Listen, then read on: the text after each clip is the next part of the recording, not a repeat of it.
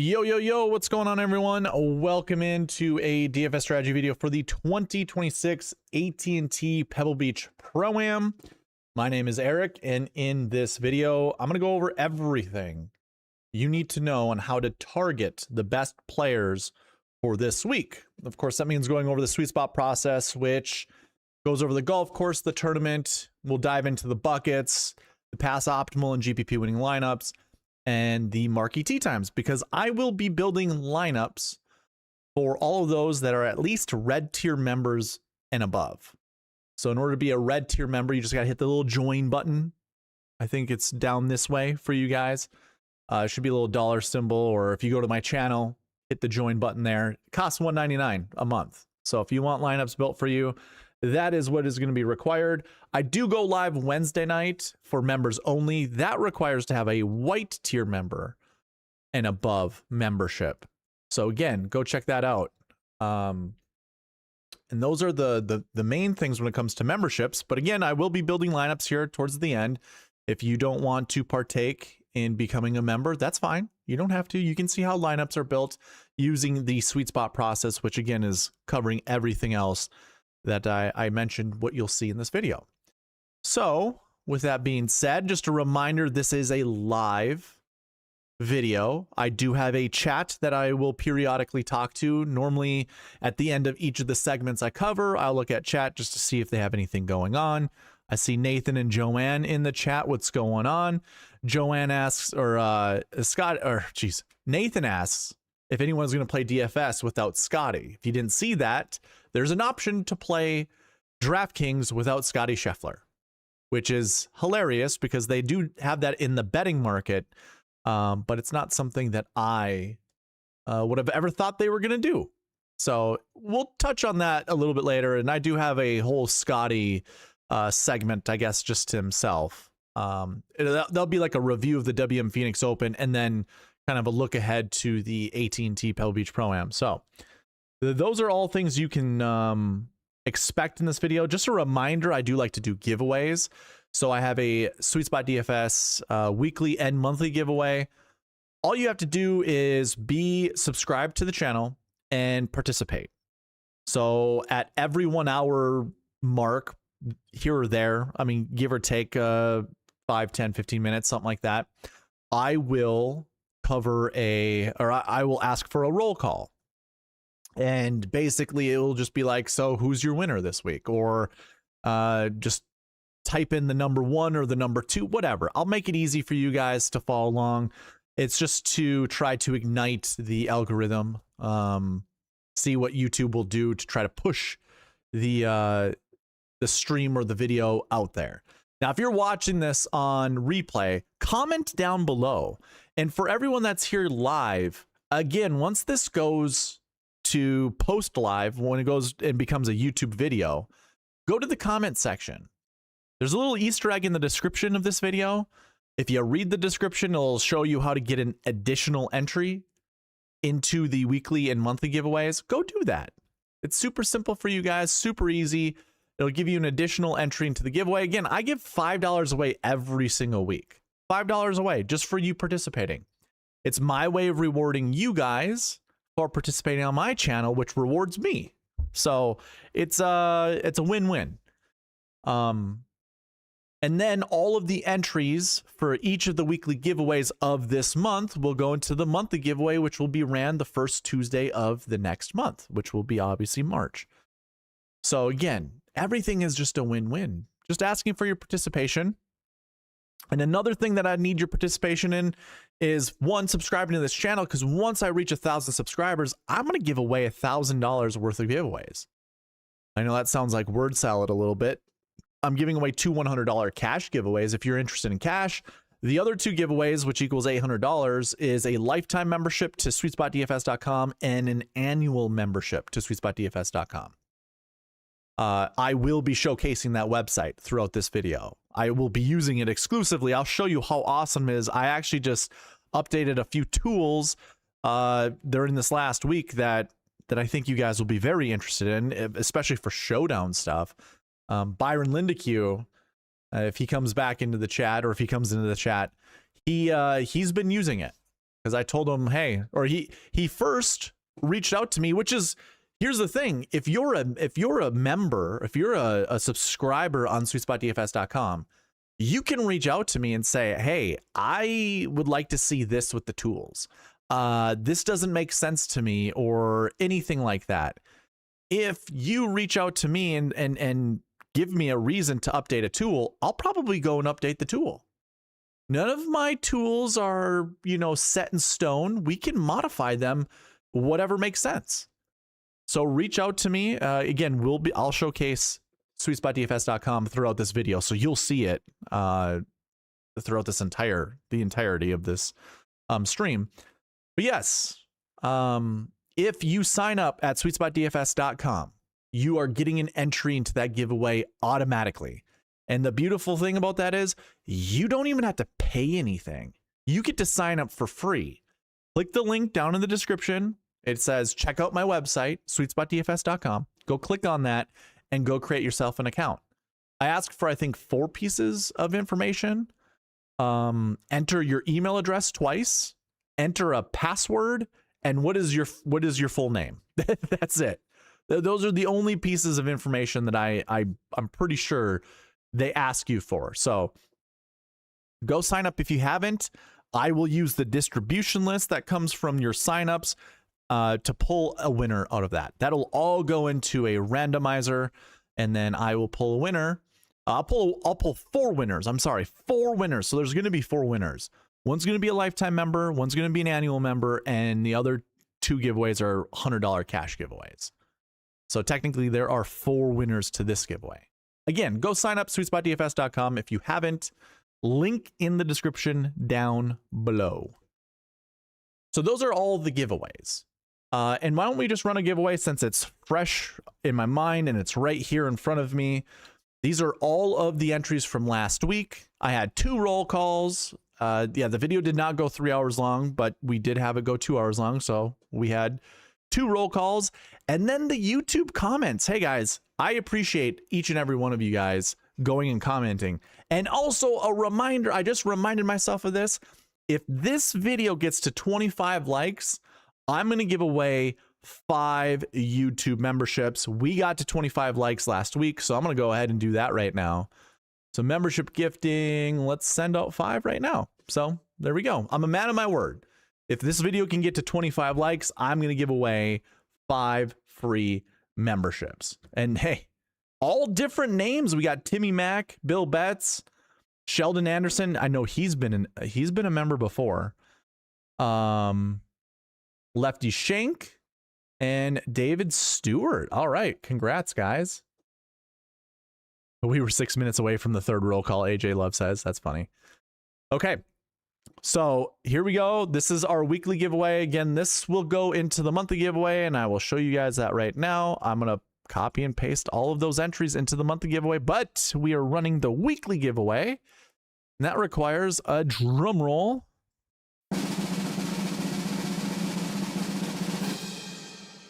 Joanne, congrats. Joanne is a frequent winner here. I don't know who usually comes in here and is just like, oh, I bet it's going to be Joanne again. But congrats, Joanne. I know we're banking money. So $5 you get to bank for whenever I actually finally create hats, which I know that's what you're waiting for, or other sweatshirts that I'll be creating at sometime in the future. I'll try to get on that. Everything just, requires time and money and stuff like that. So I'll get around to it. But congrats, Joanne. You are this week's giveaway winner. Okay, I need to change my camera. The flickering on and off thing is very distracting. I have no idea why that's happening. So we're going to do this and just say, you're stuck there, pal. I got this auto, whatever. It tries to pick up the tone of my skin, and it tries to keep that, because if I get too close, it'll change. If I get too far away, it'll change. And it's it's distracting, to say the least. So that was just something to add there. All right, a reminder, if you didn't see the timestamps that came across, I do have timestamps. Skip ahead if you want, if you don't care about any of this information. But I do want to showcase a tool that I don't tend to use on this in these strategy videos because I'm not doing round by round stuff and I hadn't completed it yet. But this is SweetSpotDFS.com right here. Go check it out. Link in the description.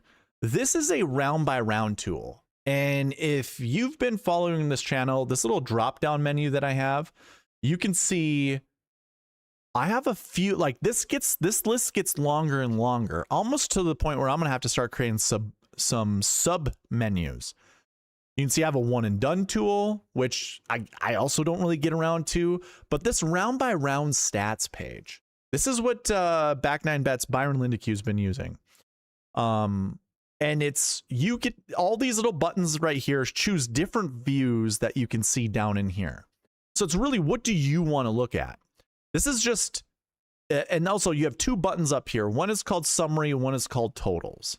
And you can see it kind of lightly highlights whenever you get over them. So just keep an eye out on that. Under summary, you get 4 options. You get scoring stats, fantasy stats, position after, and opponents. I have to change the little tooltip that's not correct. But anyways, scoring stats. So you're going to see finishing position, the score to par. What did they shoot at the tournament? What did they shoot round 1, 2, 3, and 4? How many eagles did they have? Birdies, pars, bogeys, double bogey plus, and what were their DK points? Now, I've been adding albatross and hole-in-one stats to my database. I just finished the albatross before yesterday, or I should say I finished it yesterday. I just haven't implemented it into this table. But this is scoring stats. Here are fantasy stats. So you drill down and you can see how many points they scored throughout the entire tournament based off of whatever points. There you have albatross in there. But we've got eagles, like how many points of Chris Gotterups were accounted for eagles. How about birdies, pars, bogeys, double bogeys, all rounds under 70, bogey free? What was their streak? And honestly, if you wanted to, you could just type in the golfer's name. So let's go ahead and put Chris Gotterup in there. And now you're going to see just a full list of all of his positions, all of his tournaments that he's played. And you get to see, what do his points look like? This is very similar to what DraftKings does. Like if you drill into DraftKings and you look at a golfer's game log, you will see how many, well, it'll actually just give you a count, which I will show you. You can also see the count using my website too. But this is showing you all the points that are allocated towards those. And this would be week long.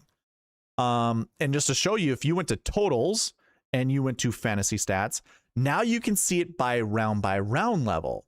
So you can see his finishing position throughout the entire tournament and his each round and how many points did he score. These are showdown points, just so you know. These are showdown points. I think if I go to scoring stats, yeah, you can see this would be your totals for each round. So in round 1 of the WM Phoenix Open, I don't know why it's going by 1-4-3-2. That's not supposed to happen. But either way, you can see in round 1, he had 1 eagle, 6 birdies, 11 pars, and it was bogey free. These numbers should equal up to 18 because there were 18 holes, 1 eagle, 6 birdies, that's 7 plus 11 pars, that's 18. So again, you just go down. You can use this however you want. I will be transparent with you. This position after tool, if you look at what it's on here, it's going to look the exact same on totals. So nothing changes. Whether you choose summary or totals, the one thing that does change is the scoring summary up here. So this will say scoring summary when you are on the summary tab. If you click under the totals, you'll see scoring totals. And the big difference between the two is really when you click under summary, it's going to give you averages. If you click under totals, it's going to give you totals. And it'll give you it by round. So in round 1, 9 eagles, 266 birdies. This is just total.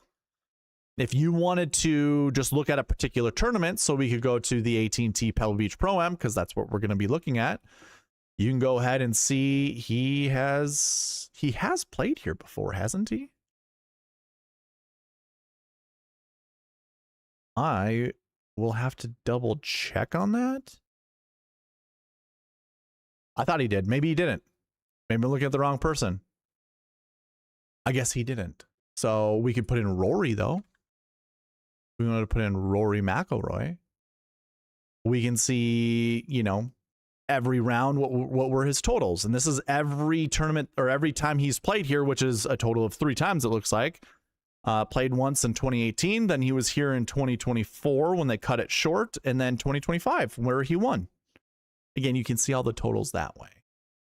There's an eraser button on each of these tools. Just go ahead and hit the eraser button. Just so you know, the eraser button always brings it back to the default view. And the default view is the scoring stats under summary. So there's fantasy stats, summary. Ooh, I actually just found a bug. Interesting. Okay, cool. That's cool to know. Somehow this eraser button went to scoring stats, and then when I went to fantasy stats, it changed over to totals. Well, it ironed itself out, but again, there was a little bit of a bug that I'll have to go and fix. Position after is a fun tool. You can go ahead and do some research as to, like, you know, Chris Goddard last week was in first place after round 1. So really what you could do is just type in 1 after round 1. And actually, that's the only tournament he's actually led after round 1. So we'll change this back to whatever number you want to look at. But you could also sort by this column. And you could see all the tournaments where he's been inside the top 10 after round 1. And then you can see what his finishing position was. Now, you can do this several different ways. You can also look at what his round 2 position was, or his, position after. I mean, that's what PA stands for, is position after. Round 2 position, or position after round 2. I guess that's how you would say it. Position after round 3. Position after round 1. So after round 1 at WM Phoenix Open, he then played round 2, and after round 2, he was in 3rd place, and then after round 3, he was in 11th place. So we could go like, you know, this is a between thing. So we could go after round 3, let's look at every event that he's been somewhere between 1st and 20th place after round 3. And then you will find a summary even in here that'll show average finishing position, all this good stuff. So anyways, you know what? I just realized I'm kind of like showcasing this when I shouldn't really be doing that. Not in this video, at least. I should be showcasing this in a different video. It should be a standalone video just showing you all the tools. But either way, I just want to go over, this is a finished product now. Before it was not. If you try to click on any of these buttons, nothing really happened. But all these buttons now update the table down here. These ones here that say choose your view. And again, you could use this however you want. If you just want to look at the totals and go to opponents that way, same thing's going to apply essentially. I think that the tables are actually the same for opponents in position after, whether you go into summary or if you go into totals. Yeah. And that's just, it makes it easier. You can see what opponent 1 and opponent 2 is, or who opponent 1 and 2 is. So, okay. I just wanted to showcase this tool. This is done. This is, you can use this for Showdown. At some point in time, I think just like Byron, I do want to create Showdown content and just go over, you know, my favorite plays, all of that good stuff. Another thing to go over, you can follow along with me using the cheat sheet that is on the website, and you can also request the optimizer. Under the fantasy tools, I do have, these are free to everyone. You do not need an account, or I'm sorry. Well, yeah, you don't need an account, but you also don't need to pay to use these 2 tools, the cheat sheet and the optimizer. Optimizer is not really a tool, but it's a way for you to request the optimizer. Just put your email in here, request now, and then that's how you will get the the optimizer sent to you. Again, it comes to my email inbox. I have to see it with my eyes, and then I need to send it to you. There's no automated response. So if there's a bit of a delay, I apologize. I will still get it out to you guys that way. And then the cheat sheet, it's been updated and it's fantastic. I love this cheat sheet. We will be using this heavily in this video. But if you don't want to use this cheat sheet, I still have the Google Sheets. I told you I'm doing away with these at some point in time. It hasn't been yet. I know a lot of you guys still use it. I see you guys in here every once in a while. But you can view it right here, or you can click here and it will open up a new cheat sheet. And I will be using my own cheat sheet for some of the things like the Marquee Tee Times, because I have yet to add that to the website. That will probably be, that's one of the next 3 pieces that I'm adding to the website. I'm going to continue to add to this website. So again, you like I just showed you the round by round stats. That's a new tool. Well, it's an updated tool. You've seen what it looked like before I added all those buttons, and now those buttons have been added, and it's fantastic. I love that tool, especially when it comes to showdown stuff. I will be building an optimizer onto the website. I will also be adding tee times, or well, first of all, tee times, golfer information, Marquee Tee Times. I'm going to be adding graphs for you guys to see. Also combo buckets. There's a lot of stuff that I am going to provide you guys. And if you want to become a member, there are a couple ways you can do this. There's usually a little login button that's right up here. You can't really see it on my screen, but you can see I'm hovering over something. You can click login, and then you can go create an account that way. You can scroll down here and become a subscriber through weekly, monthly, yearly, or founding member. Founding member means it's a lifetime. You get this for life. I have 21 remaining lifetime memberships. It's exclusive, like, and it's limited. I am not giving once this all gets used up, it's gone. I won't be doing founding members anymore. So this is an easy way to get this for life. And if you just heard me, I'm going to continue to work on this website. So it's not going away anytime soon. And that value right there, that's what some people charge for annual memberships. Annual memberships. This is lifetime. And dare I say, my tools, at least to me, look better than anyone else's tools. And I think they serve a better purpose than anyone else's tools. So that's on the homepage. Homepage is free for you guys to go look at. You can go find the cheat sheet, the optimizer that way. Yeah, what are we at? Like 20 some minutes in? We haven't even gotten into the preview. My apologies, but a reminder, 25 likes, I'm going to give away 5 free memberships, which obviously it gets used to build lineups. It gets used to check out my Wednesday night live streams. So I hope it doesn't spurn you guys too much to go over all that stuff. Okay, before I get into the next segment, just let me check at chat. Just see if there's anything that I need to address. AJ says you look normal. Kenny Kim looked yellow today, but it's the world's favorite Korean. Yeah. CJ, what's up, man? Nice to see you. Thought about sending this week out. It's been off to a rough start. Yeah. AJ goes, we got to keep trying. Trust me, you will one day hit, or you will hit one day. Yes, that's true. Okay, let's get into the first segment. 24 minutes in, which is definitely one of the longest intros I've ever done, but thank you all for being here. Let's go ahead and get into the course and tournament information. Okay, we're going to start with a new tool that I showcased last week. I did make a little bit of an adjustment. Most of you guys saw a black on black kind of tournament or metric card format up here. Now it's just gray. I'm going to look back. When I looked back at it last week, I did not like how it looked. So I'm going to see what this looks like. And then, I don't know, we'll still might make some adjustments. Who knows? Not sure, but I want to start here. And the first thing that I'm going to do is put in the tournament of the AT&T Pebble Beach Pro-Am.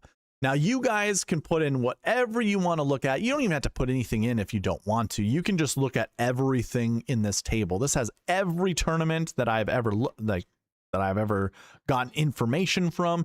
You can look at their field size, their strength, the strength of field, cuts, what the average cut score is, the winning score. Just to note, this will not be a cut event this week. It is a signature event, and each golfer will be playing 4 rounds. 2 of those rounds, one will be at, you know what? Let me put in 2026. So 2026 will show you the golf courses being used. We have Pebble Beach and Spyglass. So it's a 2-course rotation. They're doing that Thursday, Friday, and then Saturday, Sunday will all be played at Pebble Beach. I'm gonna drill out of that. It used to include Monterey Peninsula. That's where you see golf course 3 on the screen right now. You can ignore that. They're not doing that that golf course this week. Again, I guess let me just drill down at 2026. That's the other beautiful thing about these tools. You can drill down on almost anything, not the metric cards here, but if I drill down any of these tournaments, it will then change to all the information that you might need, you might want. So we have 80 golfers in the field this week. The strength of field should have been updated. I tried to publish it before going live. Strength of field now is 754 with the 1 golfer they added from what I had yesterday. Yesterday I had this at 79. It's at 80 now. And the strength of field should be 754. Yeah, I didn't update, so my apologies. But it should be 754 or 756, one of the two. We'll see that in the cheat sheet. The cheat sheet has, 756. So with that, I mean, like this whole page, this tool and the golf course stats that I'm going to be showing you soon is just to give you data points to use for filtering. There's too many times I've watched preview videos, even of my own, of other people's. They'll give you an elaborate breakdown of the golf course, get really into the architecture and all that bullshit, and then never give you a payoff. And the payoff should be which golfers are going to exceed at this event, or what you should use for researching. You know, a lot of it is just like, let me just give you all the information I know to either make myself look smart and make you think that I know what I'm talking about when it comes to everything else. There's just no payoff most of the time. And that's a bother to me. Like when I used to watch my stuff back, I'm like, what's the point of going over this? I'm not even telling you guys who you should be playing or what you should really be looking at. But here it's just to give you kind of a sheet of data that you can use for filtering. So we have field size of 80, strength of field of 745. So if I go to my strokes gain tool, again, if you go into fantasy tools and go down to strokes gain stats, and I go into the tournament stats filter over here, it's the little podium, and you drill into that, you get to adjust your field size right here. So we can change this from 18 to 160 to, let's just go 70 to 90. Actually, you know what? Let's do 60 because this will also include like WGC events, which I don't really think many golfers in this field have played on WGC events. Maybe like a Justin Rose has, since he's kind of a little bit older. But so we can apply the first filter, 60 to 90 for field size, and just hit X. When we do that, this little box up here gets updated, and these are all the golfers in the field this week. So you can see what their strokes gain totals are. Now, I do have the date filter already applied for you guys, but if you were to go ahead and clear that and just look at of all time, now you can see all the golfers' rounds dating back to whenever. In fact, you can see the last time there was a field that had somewhere between 60 to 90 golfers was the Bay Current Classic, which Xander Schauffele won. And you can see all the little stats that are in here. And if you drill into any of these golfers and you want to see a bit more of detail for each of the golfers, just drill down on one of the names here, or you can select the golfer's names here, or you can also select the golfer's name here. It all works out for you guys. Like I have plenty of places where you can go ahead and select a golfer's name. So all of this is available to you. And again, sort by whatever stats matter the most to you. So you can see there's 123 events under just this one filter. 60 to 90 golfers in the field. Scottie Scheffler has the best strokes gained total, surprise, surprise. And then you see Rico Hoey. That might make you a little bit more interested in playing Rico, and that's fine. I think that's absolutely A-okay. He only has 8 rounds, and if you drill down under Rico Hoey, you can see what those tournaments are down here. The Bay Current in 2025, which he placed 4th, and then the Zozo in 2024, which is exactly the same tournament. Different years, just was named different. And that, you know, you can see his finishing positions, you can see the DK points he scored, all that good stuff. So again, so that's the first filter. Now, I did provide a second filter, which if we drill back into this and we go down to strength of field, remember it was 756. So what I would do is just go 700 to 800, and I'm using this old strength of field. I should probably rename this to just SweetSpot or SS DFS or something like that, and just name this one strength of field OWGR, because that's what it means. I'm using the old way of doing strength of field, which you would take the OWGR score. There used to be a formula that I copied from the OWGR, which you would take their official World Golf ranking, their FedEx Cup ranking, so you'd have those 2, and then there was a home field advantage that would apply strength of field points to each golfer, and then you add them all up, and that's how you get your strength of field. If I just go ahead and do that, now we have 2 filters applied, field size and strength of field. And when we look at this, now you can see Scottie went from 123 rounds that qualified under those filters to 83. And again, you can apply a filter on here and see now who are the best golfers. And it changes. There are different golfers that show up now. Tony Finau in the 6K range kind of shows up now. So if you were interested in playing maybe Scottie Scheffler lineups, you saw Rico Hoey up there, now you see Tony Finau, they both could work out, honestly.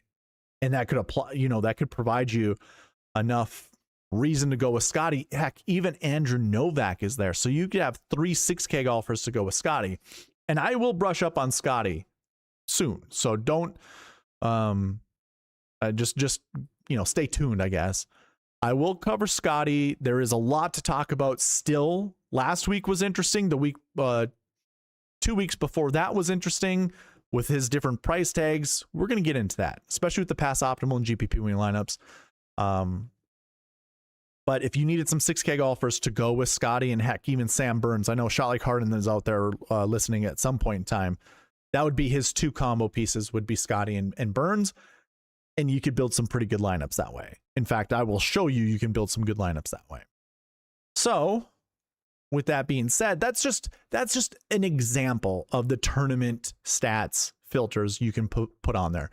Golf course, you could even do it by golf course. So not all the time does Pebble Beach host, well, I should say not all the time. The Pebble Beach golf course hosts different tournaments. Really, it's just the US Open as well as the AT&T Pebble Beach Pro-Am. But in case like it also hosted some other tournament, you could go under the the course stats filter and put in the golf course right here. So you would just go ahead and put in Pebble Beach golf links, drill into that, and now you can see how many rounds of golf that each of these golfers have played at Pebble Beach. And you could drill into each of these golfers. You can even go strokes gained total from top to bottom. Here are your best course history guys: Danny Berger, Jason Day, Justin Rose. I'm sure you've heard all of those golfers in all the other videos that you've already listened to, all the other ones that you've watched. Those 3 guys are your course history mavens this week, to go along with Shane Lowry as well, and Patrick Cantlay. Like they're all the top course history guys. And they're some of these guys are going to be very important to put in your lineups. I'll call it out of these, 6 golfers? Is that what I see? 7 golfers. Out of those 7, I bet you 3 finish inside the top 10. No lie. I think 3 do finish inside the top 10. That's up to you. You figure out which 3 you think. And that's from Patrick Cantlay up. It ain't from Scottie up. If I added Scottie, that just makes it too easy. If I added Rory, then make it too easy. So yeah, you didn't need Scottie last week. That's right, Joanne. I'm going to get into that. There's a lot of there's a lot of strategy that comes with this. Little spoiler, I'm going all in on Scottie this week. Just a little spoiler. The whole different ballpark, a whole different game this week than it was last week. And again, I'll discuss the differences. But anyways, these are filters that you can use, and that's the reason to go over tournament and golf course information. So this is the tournament information. Everything that I think is really important for you guys to look at, to think about. Yeah, that's all I have for tournament information. When it comes to the golf course, I already have this loaded in for you guys. It's AT&T Pebble Beach, and then you also have Pebble Beach and Spyglass Hill. So you can drill down into any of these, and you will see the information changes. The scorecard down here changes. You can see what shot shapes matter, if any. I didn't really see many that really do. If a golfer works the ball in every direction, that should, I just see that the numbers are wrong here. I don't understand why that's doing that. 2, 3, this should equal 18. This should equal 14. So that equals correct. This is not. I don't know what's messed up there. I'll have to look into it. I wonder if I have NA instead of any, because it counts how many NEs there are. I'll have to look into that. Spyglass doesn't work. Actually, no, you would show right here. So it's just not counting. I don't know why it's not counting correctly. Either way, you can go ahead and check out the scorecard. Again, this is just to provide you information to use for filtering. So turf grass, it's POA. Just the one thing you need to know is this is traditional POA. It's the bumpy, the grainy POA. Not really grainy, the flowering, the budding POA. So golfers who do play well on POA, I would look into that. Again, that's a filter that I would ask you guys to use when you're looking for your favorite golfers. I'm going to hit the eraser button and drill down into the grass stats filter. And from here, I'd just check the greens grass POA. That's all I want to look at. You can see all the rounds of golf here. I would probably change this date filter to the last year, honestly, and just look at that. And that'll give you a better all-around look at which golfers are best on POA. I think Byron had said that Scottie did not get a win, hasn't had a win on POA yet, but we know that's not true. He won at Procore, which he admitted he found out a little bit later after he recorded his pods. So, but he also has the best strokes gained total on POA greens.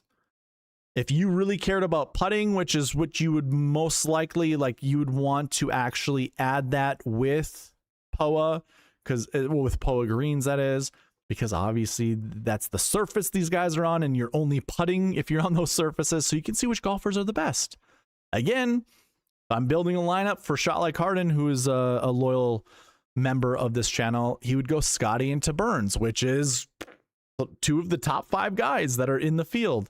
Jacob Bridgman's been talked up quite a bit, and I have no issue playing Jacob Bridgman or even Harry Hall. You could play any of these guys. Denny McCarthy's an interesting look too, by the way. I was just building lineups before jumping on just to make sure the optimizer's working properly, and some Scottie Scheffler lineups had Denny McCarthy in it, and they look real good. Real good. Okay.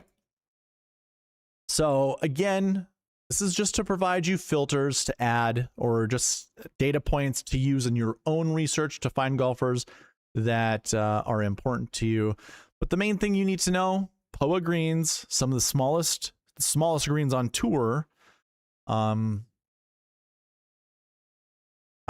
Course history is a big thing. And honestly, on the cheat sheet, if you didn't know, there's a course history button. You can see some of the golfers' best, like who's the best on this golf course, and then you can see what their finishing positions were over the last, how many years.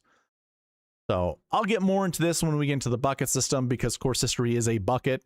It's a stat category for buckets. So we'll get into that. But yeah, you can use the course history tool here however you'd like. So that being said, that's all that I have there. We're going to get into our next segment here after I read some chat.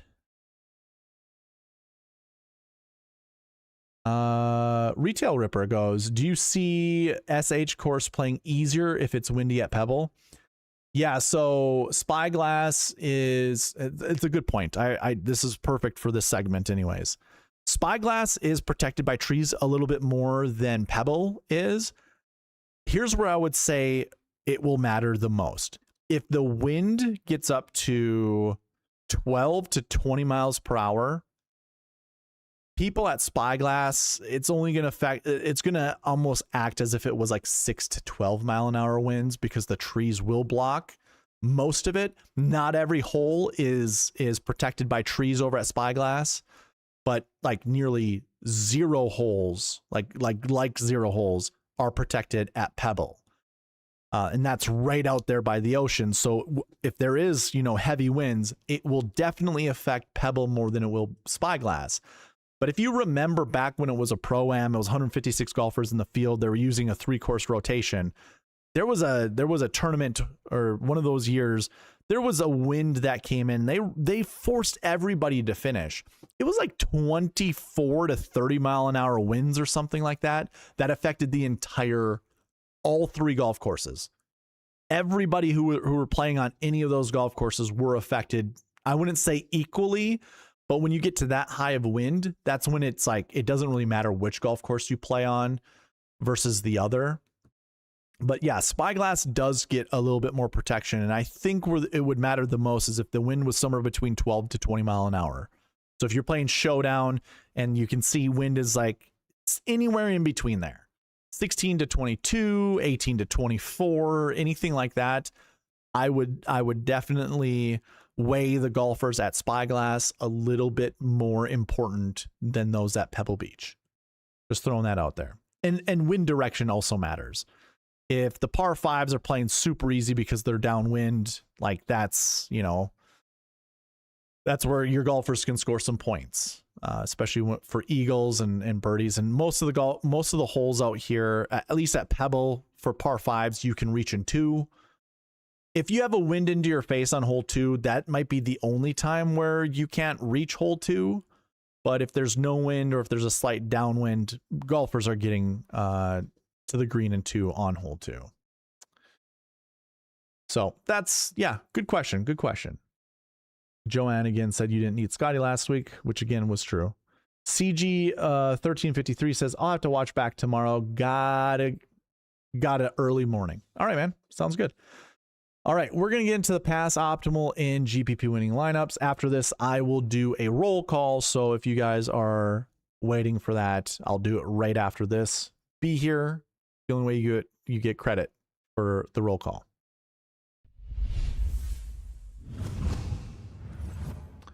I just realized I don't even have the tools up. I forgot. So let me load them in. Looking at historic salary builds and pass optimal in GPP winning lineups. So I like looking at this to help us figure out what salary structures matter the most this week. And kind of to, Joanne had already mentioned it, but the biggest question, I'm going to go back to the cheat sheet. The biggest question is what to do with Scottie Scheffler at $14,000. For the last 7 years, for most tournaments over the last 7 years on DraftKings, salaries have been pretty traditional, pretty consistent, where you would have 4 golfers in the 10K range, then you'd have somewhere between 6 to 8 golfers in the 9K range, and then you have 10 golfers in the 8K range. Like that was kind of the standard number of golfers in the 8K range was 10. This week we have 11 golfers in the 8K range, we have 9 golfers in the 9K range, and we have 3 golfers in the 10K range. Now, I include Scottie in the 10K range, although he's 14,000. Rory's 11,500. I would also put him in the 10K range. It's just the elite price range. Let's just put it that way. 10K and above. Obviously, if you look at Scottie Scheffler's salary and you look at Rory's, or if you even look at Tommy Fleetwood's, there's a huge gap of salary, which means you can't put the same lineups together. And this is a limited field. There are 80 golfers in the field. So if you started with Scottie, you immediately kind of lose access to at least 2, if not 3 of these golfers right here.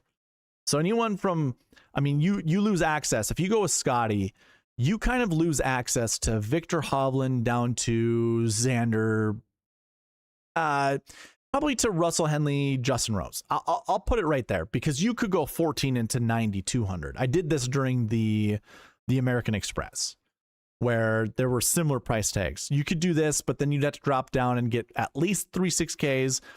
Yeah, you just need 3 6Ks. You don't need 4. You'd need 3 6Ks, and then you would need a 7 to round out that lineup. And that is a lineup build that has been used before. But last week, yeah, let me get into this. I was going to use this kind of as a review. I think maybe we need to talk about last week in order to look at salaries for this week.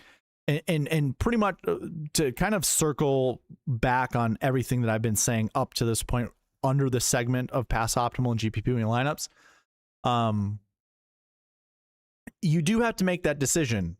Scottie Scheffler or anyone in the 9K range, or Rory and Tommy. And if you're going with Scottie, you basically have to have 2 golfers in the 6K range. I did build lineup or before jumping on where it went 14 into 5 or 14 into 4 7s and then 1 6K. I guess, yeah, I didn't even circle, but now to circle back to what I was saying before, we had traditional salaries before Scottie Scheffler became the world beater that he is. And it made salary construction pretty darn easy. Follow the 10-9-8-7-7-6 method and maybe, sub out a 9 for another 10 or a 9 for another 8 or, a 7 for another 6. Just like small little substitutions. But we could figure out kind of like what was the most common salary build. Now that we have Scottie at 14,000, it just completely shakes everything up. And now we don't even really have historic data, although we do, but it's very limited, of if we did go with Scottie, can we even build a viable lineup with some of the other 6K golfers that are in the field? Now, going back to what Joanne was saying about you didn't need Scottie last week, I'm going to pull up the history of draft. I'm going to go into the Drive the Green contest from last week and just show you how all the finishes were at this tournament. I did not do well, although, I mean, it wasn't terrible, just didn't cash. So first place scored 663.5 points. You can see that right there, right next to me, right there, 663.5 points. One of the beautiful things on SweetSpotDFS.com, you can go to this Pass Optimal and GPP winning lineup tool, and maybe I should just rename this to like DraftKings analysis or something like that, because that's all that you see here. You see price tags, points, whether they were in the DK top 10, top 20, optimal lineup, yada, yada, yada. So if I were to go ahead and put in the WM Phoenix Open and we just look at 2026, that GPP winner is right here, 663.5 points. So what was the best Scottie Scheffler lineup that we could have built? Well, it would have started with Scottie. If you were following the SweetSpot process, you would not have been able to play Chris Goddard because they were playing together on Thursday and Friday, and that's kind of against the rules. So I would not include him, but you would go Michael Thorbjornsen, Akshay Bhatia, Nikolai Højgaard, and then we kind of got to drop down to Rio, and that gives me $6,300 left, Kevin Roy. So this is a $50,000 lineup. It only scores 625 points, and I actually don't even think that was the best lineup that I could have built. Maybe I'm wrong. Maybe that is true. I think it has to be. I know Kevin Roy was in it for sure. Oh, Jordan L. Smith was also in it. So then how $200 difference. Maybe it had Chris Goddard up in there. If I went from here to there, that wouldn't really matter. Let's just do this. So 625, I think it was 641 is the point total that it scored. Like the best Scottie Scheffler lineup, I think scored 641 points. I'm pretty sure it did. But I don't know how to get there. Here, let me try it. Let me do some musical chairs here. It's 50,300. And if I were to change something to something, could I change? I'm pretty sure Batia was in it as well. So I don't think this is going to be better. That's 622. This is better than the last one that I just built. But yeah, you could figure it out by going on here and just moving things around. I mean, this would be the same thing, right?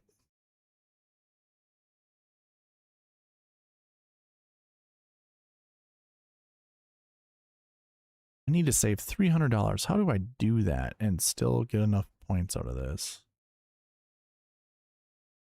I do this down to this. 622.5. Okay, either way. I want to say it was 641. It was 641.5 is what I remember. So your best Scottie lineup in this contest would have won you $1,500. Yeah, I thought I was going to remember it off the top of my head. I apologize. I can't remember it to save the life of me. But that would have got you 7th place in this contest. So you would have won $1,500. Now, if you max entered it, that would have been $750. You would have doubled your money playing Scottie. There were other, so you wouldn't have been able to win the quarter arcade or the whatever that's called. Well, you wouldn't have won the dime time, the quarter jukebox or whatever it's called. Again, I don't remember the quarter contest. You wouldn't have won the mini max. All those GPPs, I think the highest amount of money you would have won was the Drive the Green contest at $1,500. Here's where you could have won money with Scottie Scheffler lineups. Winner take all contests. All of the winner take all contests that I entered, I went and looked at the first place prize. They all scored like 550 points, 570. So you could have built a Scottie Scheffler lineup that would have taken down all of those. I almost won. I needed Michael Thorbjornsen to not get 2 bogeys on 2 of the last 3 holes, and I would have doubled my money for the week. I do the drive. I do the winner take alls. So, yeah, to Joanne's point, I mean, we're chasing the whole point of SweetSpot DFS is targeting the optimal lineup, because if we don't hit the optimal lineup, maybe we hit the GPP winner instead.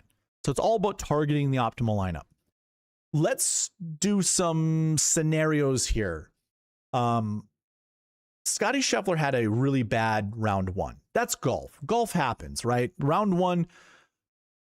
He shot a really bad round of golf. I don't even remember. Let me go round by round stats. And let's look at Scottie Scheffler. Scheffler shot a 73 in round 1. This broke a streak that he had of rounds of golf that were better than even par. He was like, I don't even remember how many rounds in a row that he shot even par better. That's what it was. So let's just say his score was 1 shot better, which means it would have been 1 less bogey. Maybe that double bogey turned into a bogey. So we could have saved 0.5 points. We could let's just do that. Let's do that right away. Let's say he shoots a 72 in round 1. So I'm only changing the score by 1 shot. Again, this is golf. I understand golf happens this way. I understand he didn't win the tournament.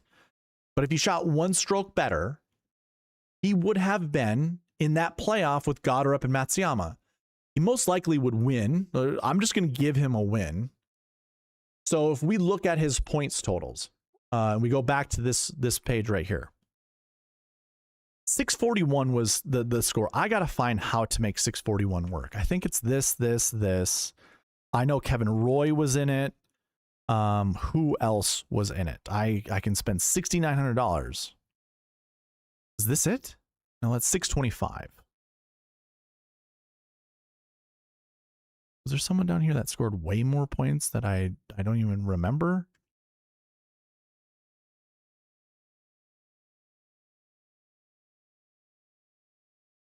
Is it Chris Gotterup? And then now I changed this to a $6,900 golfer? No, I got to change this to... I want to make this work out, so bear with me. I know I can. I just don't remember how to get to 641. I know Jordan L. Smith was in it. Was it 3 6K golfers?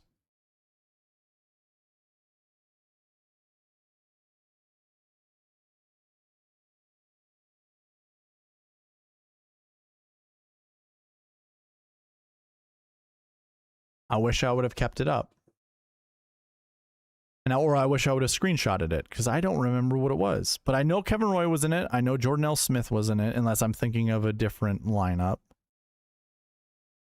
He scored 86.5, 86.5.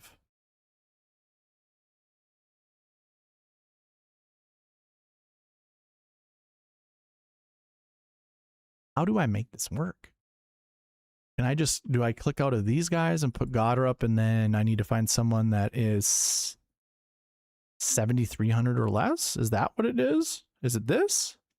No. Dang. I don't remember.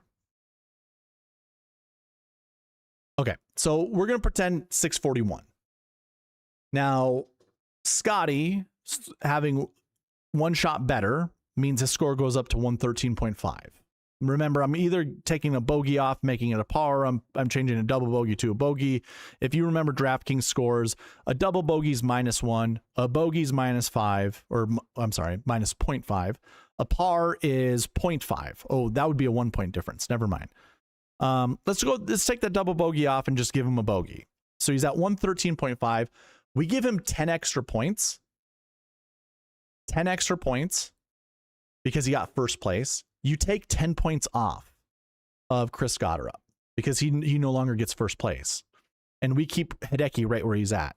So now he becomes 123.5. So does Chris Gotterup. Chris Gotterup actually goes down to 120.5. So I am adding 13.5 points, and we're taking 10 points. So I'm actually going up 20. I'm sorry. Math is hard sometimes. Basically going up 20.5 points. So now that Scottie lineup that was 641 turns into 661. 661. And what did first place score? 663.5. You got to take away all the Gotterup points. Therefore, you could have won a Scottie Scheffler. Like Scottie Scheffler was one shot away from winning someone a GPP. One shot away. That was it. It was just like so many people are making, like, they come to I guess streams or podcasts like this, or they'll say something on X or wherever going, see, you can't play Scottie when he's that expensive. No, you could have. You could have. And you would have won a GPP. You know what? I'm doing my math wrong, aren't I?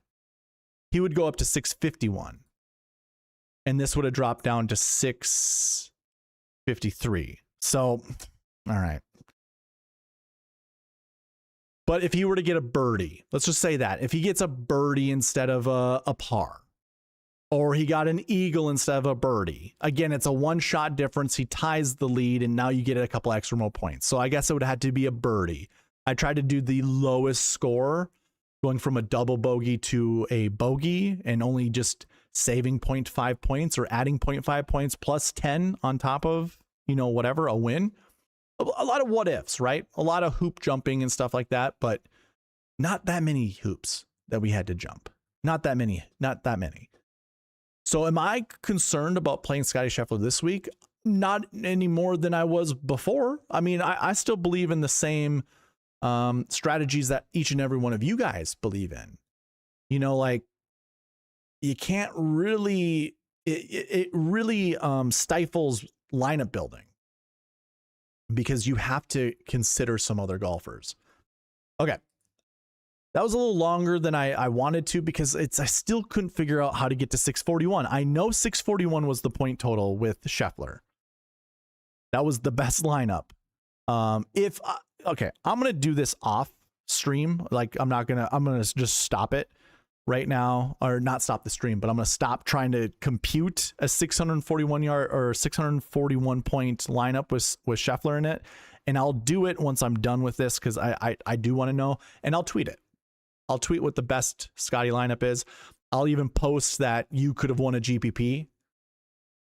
I'll go over the whole thing. I'll put it on X. So if you guys want to go check it out there, you certainly can. But if we go to historic salary lineups, here's the thing. When it comes to this week's AT&T Pebble Beach Pro-Am, we have to consider that it's a signature field event and it's limited. And if we go back to the tournament information and just type in ATT, and we look at all the AT&T Pebble Beach Pro-Ams, it became a signature event in 2024. And when we look at this, I mean, the strength of field was damn near the same every single year. We can look at the winning score. So I could actually go 2024, 2025, and 2026.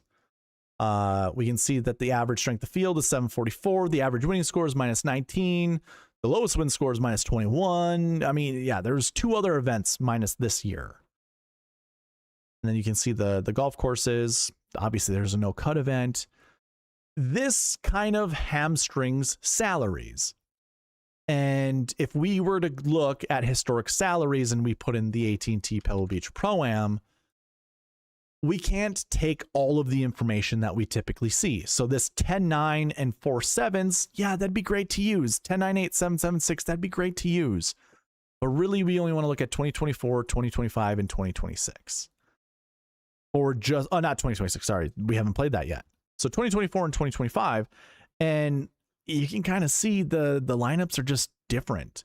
10-10, 8-7, 6-6, 10-8, 7-7, 6-6, 10-8, 8-8, 7-6, 10-9, 8, 7-6-6, 10-9, 9, 7-6-6, 9-7-7, and 3 6s. If we were just to go look at, let's see, what tool do I want to look at? Let's look at the round by round stats. And I just want scoring stats. I just want to look at the salaries. Actually, you know what? Let's go to the bucket system. The bucket system is where I actually really want to look at. And this is something we can obviously do once we get to the bucket system. But if we were to look at every golfer inside the top 10 of the years I just went over, so 2024 and 2025, and we just sorted this by salary. No. I should do it by year. Let's do it by year. Sorry. So year and then salary. Okay, perfect. So I have 2025 first, and it goes from salary from top to bottom. We had Scottie finishing 9th at 11,900. Rory finished first, 10,700. So you had two guys inside the top 10 of that leaderboard that were $10,000 and up. Two guys. Then we had 3 golfers, 83, 8,000, and 8,000 that were in the 8K range. That's low 8Ks. This week, you could literally go with the Scottie Scheffler at 14,000 with one of those 8K golfers, and then look at the rest. 79, 78, 7,000, 66, 63, 61. 3 6K golfers, pretty darn easy to get to. We look at 2024, you had Scottie Scheffler at 11,400. So that he finished 6th. Now we get 2 9K golfers. So that's already one more 9K and above golfer than we had the year before. Then you had 2 8K golfers. But if we were to total up how many 8 up golfers there are, it's the same number that you had the year before. 5 inside the top 10. That means 5 golfers are less than $8,000 in the last 2 signature events at the AT&T Pebble Beach Pro-Am.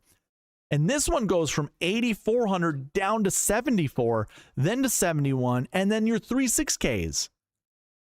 So it's a two tournament sample. Don't get me wrong.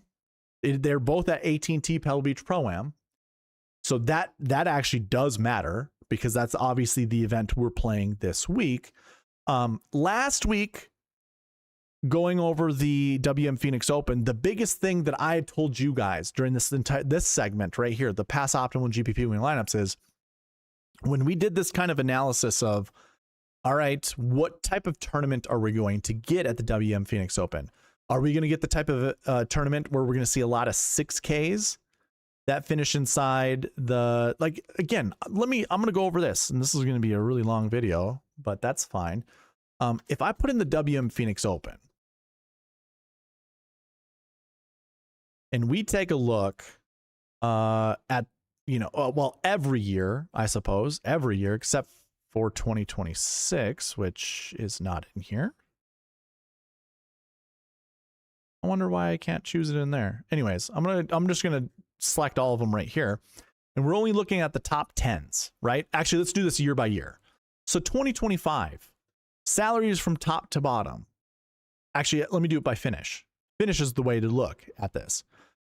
Last year at the WM Phoenix Open, 7 and 6Ks reigned supreme at the top. And what I had told you guys is, if that's what we had this week or this last week at the WM Phoenix Open, then a Scottie Scheffler lineup would have worked.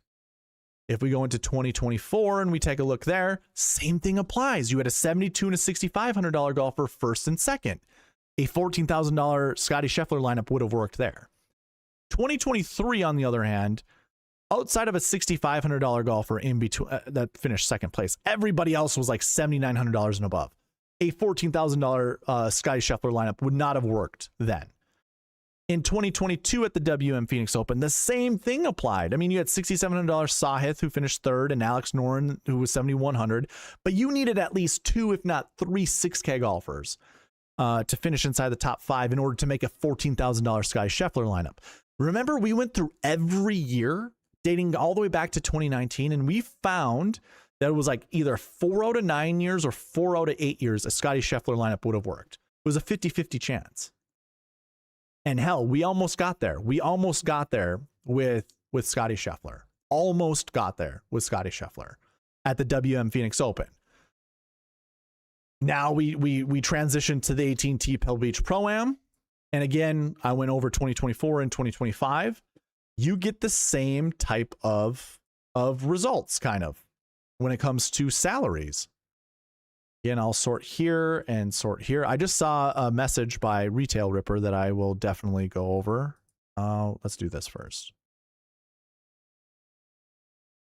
The fact of the matter is, it looks a bit more plausible, like it's more doable at the AT&T Pebble Beach Pro-Am.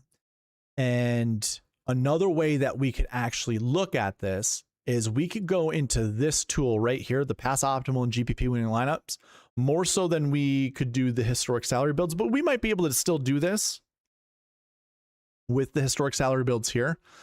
But what you'd want to do, clear out everything and use the filters that are over on the left pane. And basically what we'd want to do is go into tournaments, and I want to go 60 to 90 when it comes to field size. So we'll do that, and then I'm actually going to go into the crosshairs here. Ooh, I got to change the Eagles. Good to know. That's good to see. I'm sorry that you guys are seeing that. I updated the Eagles data point, but I can use this here. I want to look at DK top 10, and then I'm just going to X out. So now I should only look at like the top 10 golfers of each of these tournaments. And what I want to look at is inside each of these top 10s, how many 6K golfers were there? And actually the summary page, the little summary thing up here tells us everything we need to know. We see 6K golfers in 100% of the events for top 10s when it's a limited field like this. It doesn't tell us how many, it just means at least one 6K golfer, top, like high-end 6K and low-end 6K. And I mean, we can kind of do our spot check analysis here. And I think I already see one that's incorrect. Oh, you know what? I'm looking at DK top 10s. This is just looking at top 10s. So let's go back into this filter. Let's X out of that. Let's just X out of this. Go back into the tournament filter and finishing place 1 to 10. That's what I want to look at. 1 to 10. So now I should find, okay, the numbers do change. Aha. That's good. That's good to know. So the DK top 10 didn't really change any of this up here because that's a whole different field that I don't think is connected to the top 10s, which is fine. Doesn't have to be. Actually, maybe it does. Never mind. I'll look into it. Don't worry about it. Okay. So this does change things a bit. Top 10 percentage means of all 6K golfers in the events that I have filtered out, 76. Is that how that works? I don't think so. Oh, we're looking at just top 10s. So of all the top 10s, 76% of them have at least one high-end 6K, 58% have at least one low-end 6K. That's what this means. So all the filters that I just did, that's what that is. When it comes to frequency, you can see out of all the years how frequently these salaries actually show up inside the top 10, which these are pretty high, 70, 62. Nothing is 100%. So yeah, we can take a look at this. Retail Ripper, let me read your.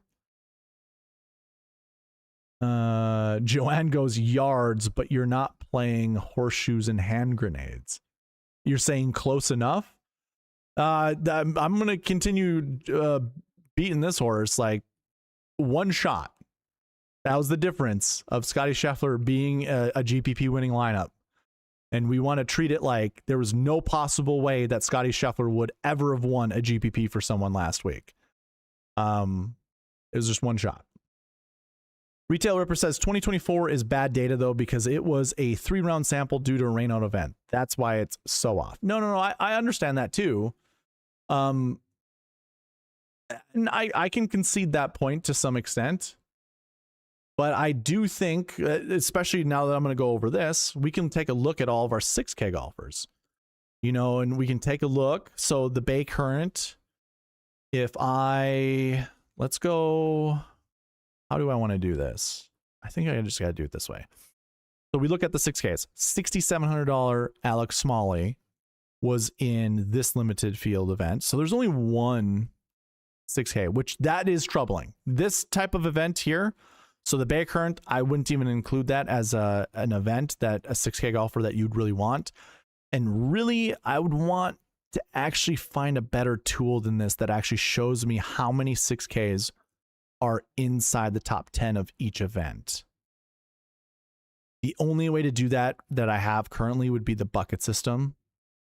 So yeah. Okay. You know what? I'm going to skip this because I'd have to go through each of these events, and that's not what we want to do. I'm just going to use the historic salary filters right here. We can do the exact same thing. This will filter out by the tournaments that have this type of information. I don't think it's gonna... Okay, it does. Nice. Filters out. There's 182 lineups that I currently have that follow this. And this will give us kind of a pretty good idea. We need to see lineups that have at least...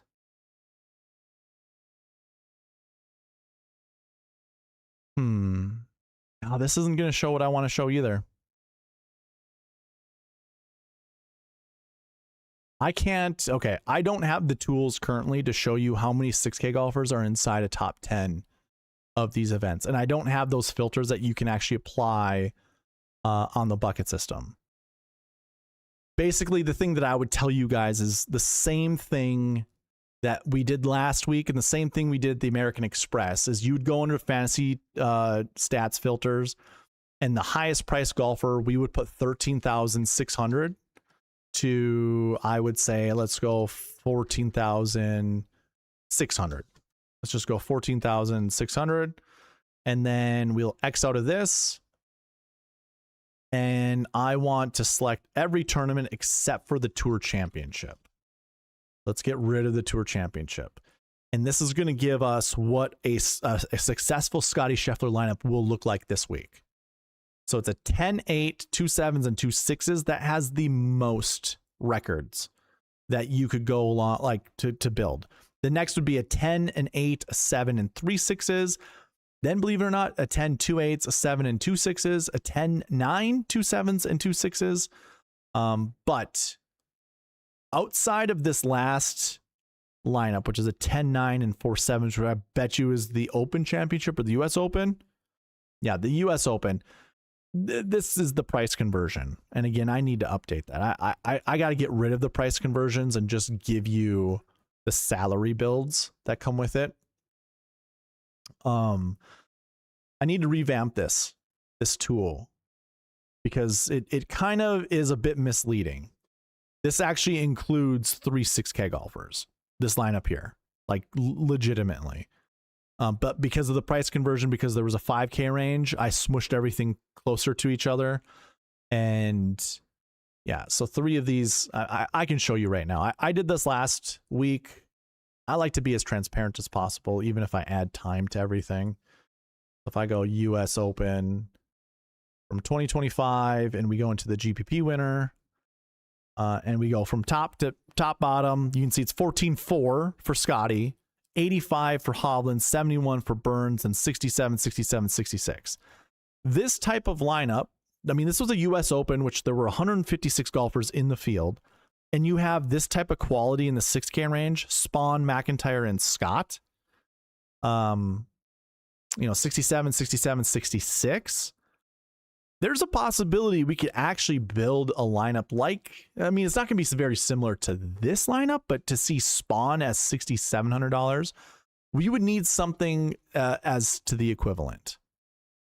So if I zoom in to 150%, and we just go, Scheffler, and I mean, like Scheffler and Burns. I'm going to do Scheffler and Burns together. We'll do the shot like Harden lineup. If we take a look at this section of golfers right here, can we actually point out golfers that are the same caliber? I don't think so. I'm not even seeing it anywhere close. But maybe you could with a Tony Finau. I like Bud Cauley. I think Bud Cauley is a great value at $6,300. Denny McCarthy at 68. That's also another good value. They're not the equivalent. Well, I'll actually say this. JJ Spawn is better than each 3 of these golfers. But if these golfers could unlock what JJ Spawn did, because JJ Spawn was just like Denny McCarthy, except for I guess JJ had a win. JJ Spawn was just like Tony Finau. He was just like Tony Finau, like showing, like flashing brilliance every once in a while. That could be my guy right there. Adam Scott. There's nobody that represents Adam Scott from that US Open lineup that I'm talking about. And then who was the other guy? I don't even remember. Bobby Mack. Yeah, he's another tour winner. So I'd have to find a tour winner here, and I'm just not going to find one. Michael Kim, I suppose. I mean, there's a lot of good names down here. So anyways, could you build a lineup with Scottie with 3 6Ks? You could. I don't even know how good it is. We'll get to building lineups that way. But outside of that, if you weren't interested in building Scottie lineups, and I'm not even really trying to make the huge effort that you should be building Scottie Scheffler lineups, I would ask you guys to still go in here, put in the field size just to narrow down, because we just want to look at signature events. Hell, you could even go in here and put in signature. We might as well do that. Sorry. Let's clear this. There should be an eraser tool somewhere. Clear that and go to signature. So we just type in signature, or we just drill into signature, and you can see what some of these common lineup builds are. 10, 2 8s, 2 7s, and a 6. That's the most common. 10, 9, 2 8s, 2 6s, 10, 9, 8, 7, 7, 6. That's the most common lineup build. 10, 3 8s, a 7, and a 6, 10, 9, 3 7s, and a 6, 10, 9, 8, 7, 6, 6. So, I mean, the most common lineup build for a signature event starts with a 10K golfer. And we have 3 10K and above golfers this week. Tommy Fleetwood, Rory McIlroy, and Scottie Scheffler. And there are some really good 9K golfers as well. So if you want to follow that same lineup build, 10, 9, 8, 7, 7, 6, I think that's absolutely fine. So we could go ahead and just go in here 10, 9, 8, 7, and just hit run optimizer, and you'll get the most optimal lineup going 10, 9, 8, 7, 7, 6. This is a pretty good lineup on the screen right now. Fleetwood, Henley, Fitzpatrick, Knapp, Cootie, and Ryan Fox. If you guys wanted to see what the most common lineup build is with Scottie Scheffler, it's going to have Knapp and Cootie because they're tremendous values. But look at this. Look at this. Scheffler, Bobby Mack, Pearson Cootie, Ryan Gerard, maybe not Kevin Yu. Let's run a different one. I don't want Kevin Yu because we have no idea what the heck's going on with that guy. But look at this lineup. Scheffler, Knapp, Hall, Gerard, Hisatsune, and Bud Colley. Like, those are great. Whoa, Swipa, what's going on, man? Thank you, sir. Thank you for sending the memberships. That's awesome. Appreciate it. Logan, what's happening? I just saw in the corner of my eye, we got some memberships that are being given. Look at that. 8 Game got one. Logan got one. There we go. Appreciate you. Hey, you know what? You're going to get one of these.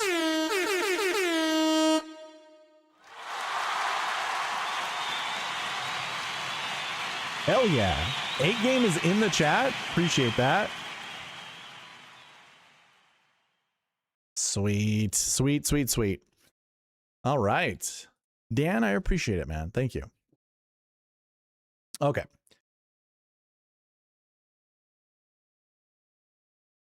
So just to wrap this up, I think if you wanted to build Scottie Scheffler lineups this week, you certainly can. You should not shy away from it.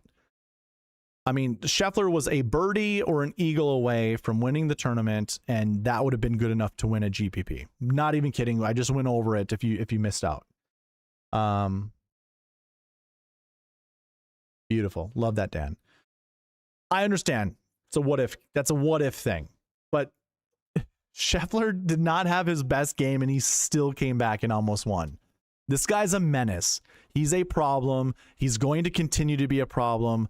The left misses are the thing that you have to worry about with Scheffler. This goes all the way back to, shoot, where was it? My buddy and I talk about this all the time. We talk like we'll watch Scheffler play, and he'll hit that one left shot that is a straight ball that curves, that draws a little bit, and it's like, what the heck is that? That is not a good shot. Those are the shots that you have to worry about with Scottie. Here at either Pebble Beach, you don't have to worry about missing left at all, ever. Not off the tee. And he's going to be clubbing down a lot, which if you didn't notice in round 2, 3, and 4 at the WM Phoenix Open, Scottie Scheffler clubbed down quite a bit. He did not hit the driver like he did on hole 11. Like hole 11 on round 1, he hit driver right into the water on the left. He hit 3-wood, except for one round. But I think that's when the tees were way back. He couldn't reach the water then, but he 3-wood off the tee. Whenever there was trouble, he just hit a fairway wood. At Pebble, other than hole 18, which I guarantee you, Scottie Scheffler will not hit in the water on the left side on hole 18. Just never going to happen. He knows he can't hit it over there. It's just a huge body of water as opposed to those other holes at WM Phoenix Open that he did get in trouble going left. He can spray it out to the right. It's going to be just fine. And when there's not that miss to the left to worry about with Scottie, it's going to be guns blazing. The only way Scottie Scheffler is not going to win the Pebble Beach Pro-Am is if someone just goes nuclear. Someone has to go nuclear like Rory did last year. Someone will have to go nuclear. And I just don't see that happening all that often. And I don't remember if I saw this on Pat Mayo's podcast or something. Maybe it was Blickel said this, that people have been redlining, meaning they've been playing way better than they typically do. And they have been consistently for the last X amount of weeks. Most likely that's going to taper off. Those guys aren't going to perform that well. There will have to be new guys that will have to come up and play better.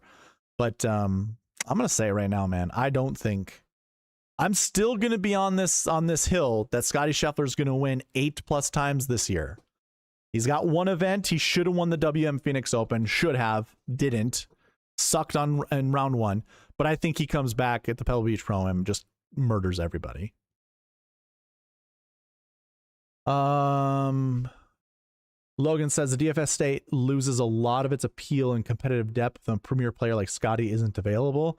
So having the DFS slates now without him is lame, right? Yeah.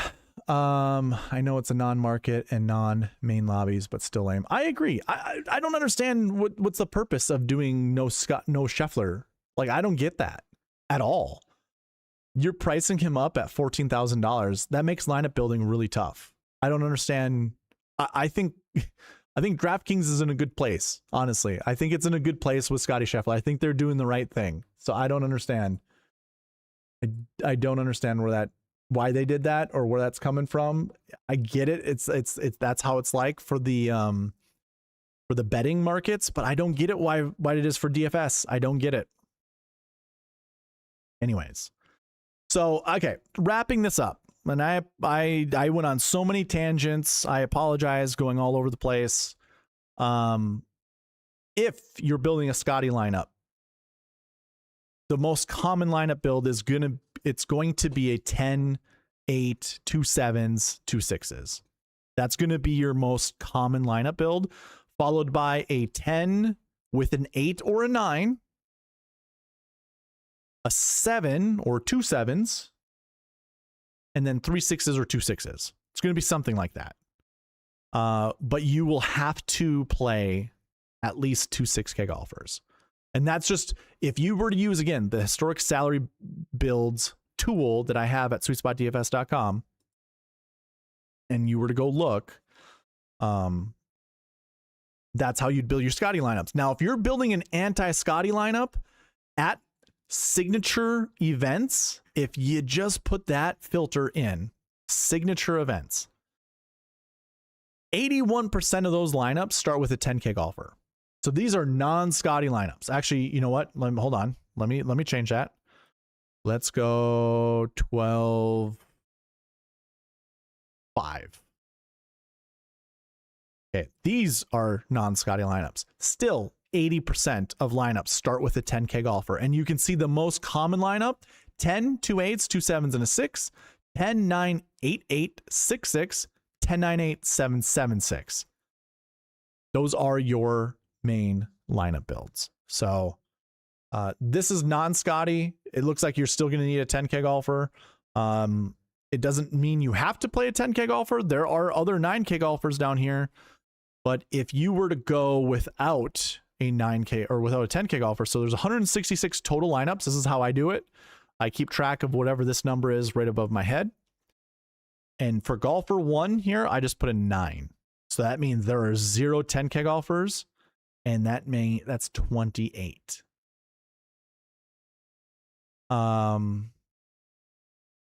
If we did 20, if we just made it a round number and go 20 out of 120, or 2 out of 12, that is, I mean, that's below 20%. That's like, what is that number? 1 out of 6. That's 16%. So 16% of lineups start with a non-10K golfer in signature events. That's kind of what that means. So right away, signature events kind of look like you need a 10K golfer.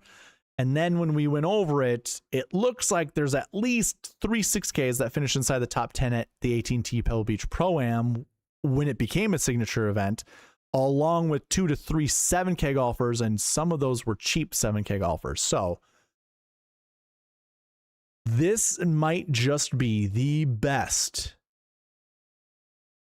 tournament of the year when it comes to lineup building. I honestly, I do feel that quite a bit. I think this is the best lineup building tournament that we have. I just noticed that this segment went 40 minutes, almost. I started this at 40 minutes. We're at an hour and a half. I almost talked about this for an hour. Okay. People that are in the chat, I'm going to give you 2 roll calls. 2 roll calls. I am sorry for going that long. I knew it was going to be long. Just give me a yes or no answer. Yes or no. Are you playing Scottie Scheffler this week? I'm going to give you 2 entries for a roll call. Are you playing Scottie this week? Yes, no.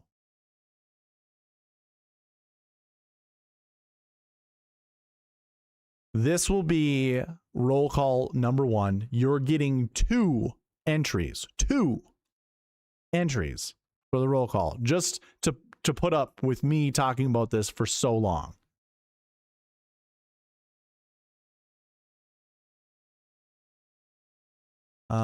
We need Pebble Beach. AJ Love says yes. Wheels Up says no. Capital N-O. Lombardi Lee says yes. Joanne says no. Retail Ripper says yes. John Bizzle says yes. Nathan Johnson says yes. Philip Hall says yes. I think that's Philip Hall, right? Blue Bud UNC. I'm pretty sure that's Philip Hall. He says yes. And I don't think I missed anyone. I got John, Nathan, Philip, Retail Ripper, Wheels Up, Joanne, Lombardi Lee, AJ. Okay. And I will duplicate that right here. There you go. All you guys got 2 roll calls.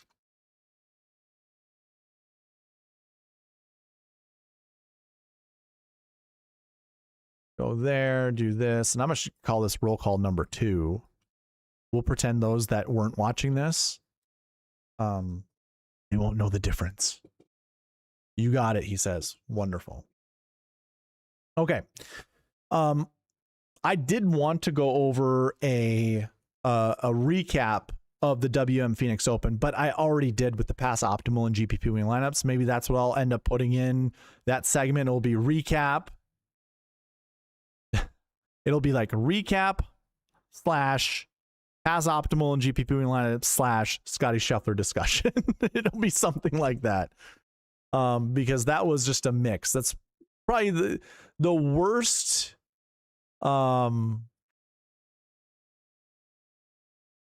staying on track that I've ever been. I kind of did a Byron Lindeque there.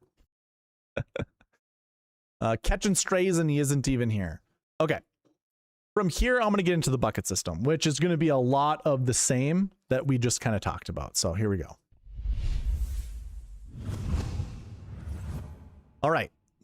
At SweetSpotDFS.com, if you go under Fantasy Tools and go to the bucket system, the AT&T Pebble Beach Pro-Am will already be loaded in for you guys. So it'll already be here. You don't have to change this, but in case it's different, you would go into here and you will type AT&T Pebble Beach Pro-Am. If you were to choose a different tournament, I mean, you'll have these like white circles. The one that's selected, it's the same color as the background. I can't change the stupid circles. And I'm going to keep this the same color just because it's easy on the eyes. So if it's empty, it just means it's selected. So AT&T Pebble Beach Pro-Am has been selected. You're looking leaner.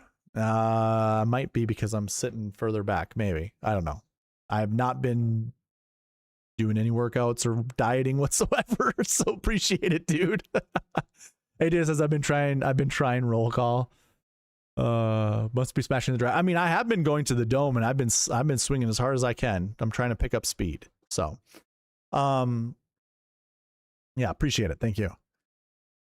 The bucket system, for those that don't know what this is, it is a tool that allows us to see what stats matter the most at a particular event. We have it pointed at the AT&T Pebble Beach Pro-Am, and it's giving us a lovely Just summary of top 10 stats, optimal lineup stats, top 5, and top 20. There are 6 stat categories that have 6 buckets inside them. So we have 36 total buckets. And you can hit the little, I think this is an ellipses. I can't remember. But you just, the little hamburger icon, basically. You just drill down on that. You can see the bucket name with the bucket IDs. So again, we have all these different buckets with all the different bucket IDs. You could do it that way. You could just drill into one of these buckets and everything below. So this is the top portion of this tool. If you scroll down, you will see another table that will give us all of the golfers in here. And we were already kind of looking at this. I'll clear out all the filters here. This will give you all the golfers from the AT&T Pebble Beach Pro-Am and what their bucket IDs were, what their stats were, whatever you want to look at right here under choose your view. I have 3 options: bucket IDs, raw stats, and strokes gained, which we will get into. And then if you come down here, we can take a look at all these different buttons. Optimal lineup, top 5, top 10, top 20, made cut, and missed cut. If you actually drill out of one of these buttons and all of them are black, now we get totals. How many golfers represent each of these buckets every single year, 2025 all the way back to 2013. This is a great way to look at this. And you could look at this however you want. This is probably a better tool for you guys to actually go in and experiment with, to look at. If I could do a whole 2 or 3 hour podcast just on the bucket system for any particular event. I can get way into the weeds with this, and we can look at everything. And in fact, I kind of do this Wednesday nights. I've already kind of dug into the weeds, and I tell you guys the things that I have learned. Wednesday night streams are only for white tier members and above. If this video can get to 25 likes, I will give out 5 YouTube memberships, and those people who receive them will be able to watch the Wednesday night live stream.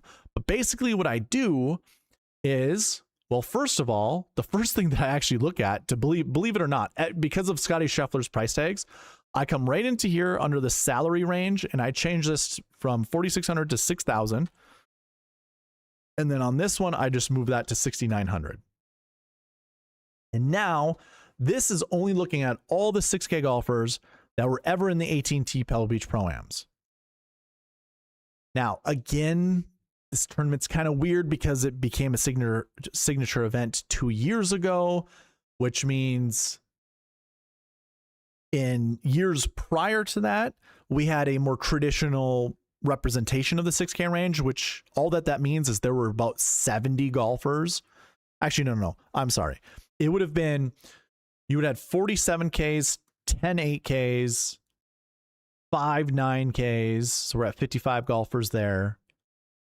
And actually, you would go like 35, 45, 50, 54. Yeah, and then you would have 100 6K golfers. So normally we would have about 100 6K golfers. This week, I believe we have 33 6K golfers. And each of these signature events, you would only have about 33 golfers. That would represent the 6K range. So it changes a little bit. Usually the 6K range, I would call a volume-driven bucket, meaning of all 100 6K golfers, you would most likely get 1 or 2 to finish inside the top 10. That's pretty easy because there's 100 of them. The likelihood of that happening is pretty high, actually, to believe it or not. With 33 kind of changes things. So I say all of that because you kind of have to change the years. And this is the thing. Again, if we went to the tournament information, I know most of you guys have already seen this, but in case people are skipping around, what you would need to do, if I just, put a, oh no, this thing back here, just got to get rid of it. Well, now it's going to look ugly. I can't change it now that it's done this. Actually, I can change it by refreshing the page. So if you guys come across this, you hit that, whatever, that's just a bug. It's a bug. I changed how this looked right before jumping on stream. So I didn't really test it out. It's fine. It's fine. But if you were to type in AT&T Pebble Beach Pro-Am under the select tournament, and we look at all of the years that this tournament is played, you can see right here, The last 3 years, and well, including this year, the 2 years prior to this, it was a signature event. Otherwise, you had a regular type of event with 156 golfers in each of the fields. It was a full field event. All things change. All things are different. So if I go back to the bucket system, you could count all the 6K golfers if you want. I'm not going to. What I'm going to do, though, is change the year to 2024 and 2025 to look at all of the 6K golfers from signature events. I do not have those filters on the bucket system that you can see in the other tools, so I got to do it this way. 2025 and 2024. That's all I'm selecting. Now, the next thing that I like to do is I like to go down to the finishing position right here and just go 1 to 20. 20. I'm okay with 6K golfers finishing inside the top 20. Actually, let's change that. Let's make this into 15. 1 to 15. Now I see all of the golfers that have ever finished, that are in the 6K range, that ever finished inside the top 15. And now I'm actually going to change this, just only look at 1 year. So in 2025, our best finish was Justin Rose from the 6K range, $6,300. Now, there are a couple other pieces of information we can look at this. Remember, there's these choose your views here, bucket ID, raw stats, and strokes gained stats. If you just want to look at the bucket IDs, how this would read is Lucas Glover, who finished third, was in a course history 3 bucket, a last year 3 bucket, a recent form 3 bucket, a last year 6 or last week 6 bucket, and a strokes gained 3 bucket. That's all that this means here. Most of you guys don't know what that means. You're probably like, I don't know what you're talking about. That's where you go into the raw stats. Those bucket IDs reflect what these raw stats are. And most of us that have been here long enough, we all know just by looking at these numbers what those stats mean. In between 40 to 60, that's bucket 3. So that'd be course history bucket 3. We already talked about that with Lucas Glover. Same thing applies here for last year. Same thing applies for recent form. So if we're just looking at last year, look at the recent form that these golfers are coming in. It's pretty awful. 53, 85, 52, 57, 61. This is their average finishing positions leading into the event. Now, the one thing to mention this year versus other years is we have the WM Phoenix Open preceding this event. If I were to go to I'm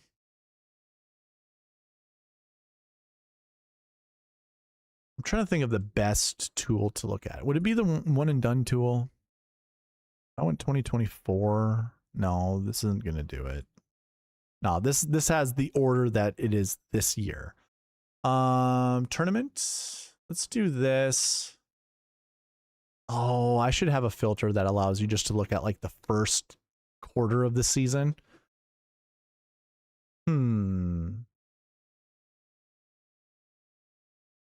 Schedule. I have a schedule. Fantasy Tools, PGA Tour schedule. If you look at the PGA Tour schedule page, most of you guys probably don't even know that I have this tool. This tool's nice. I like to use this tool to tell people when tournaments are being played.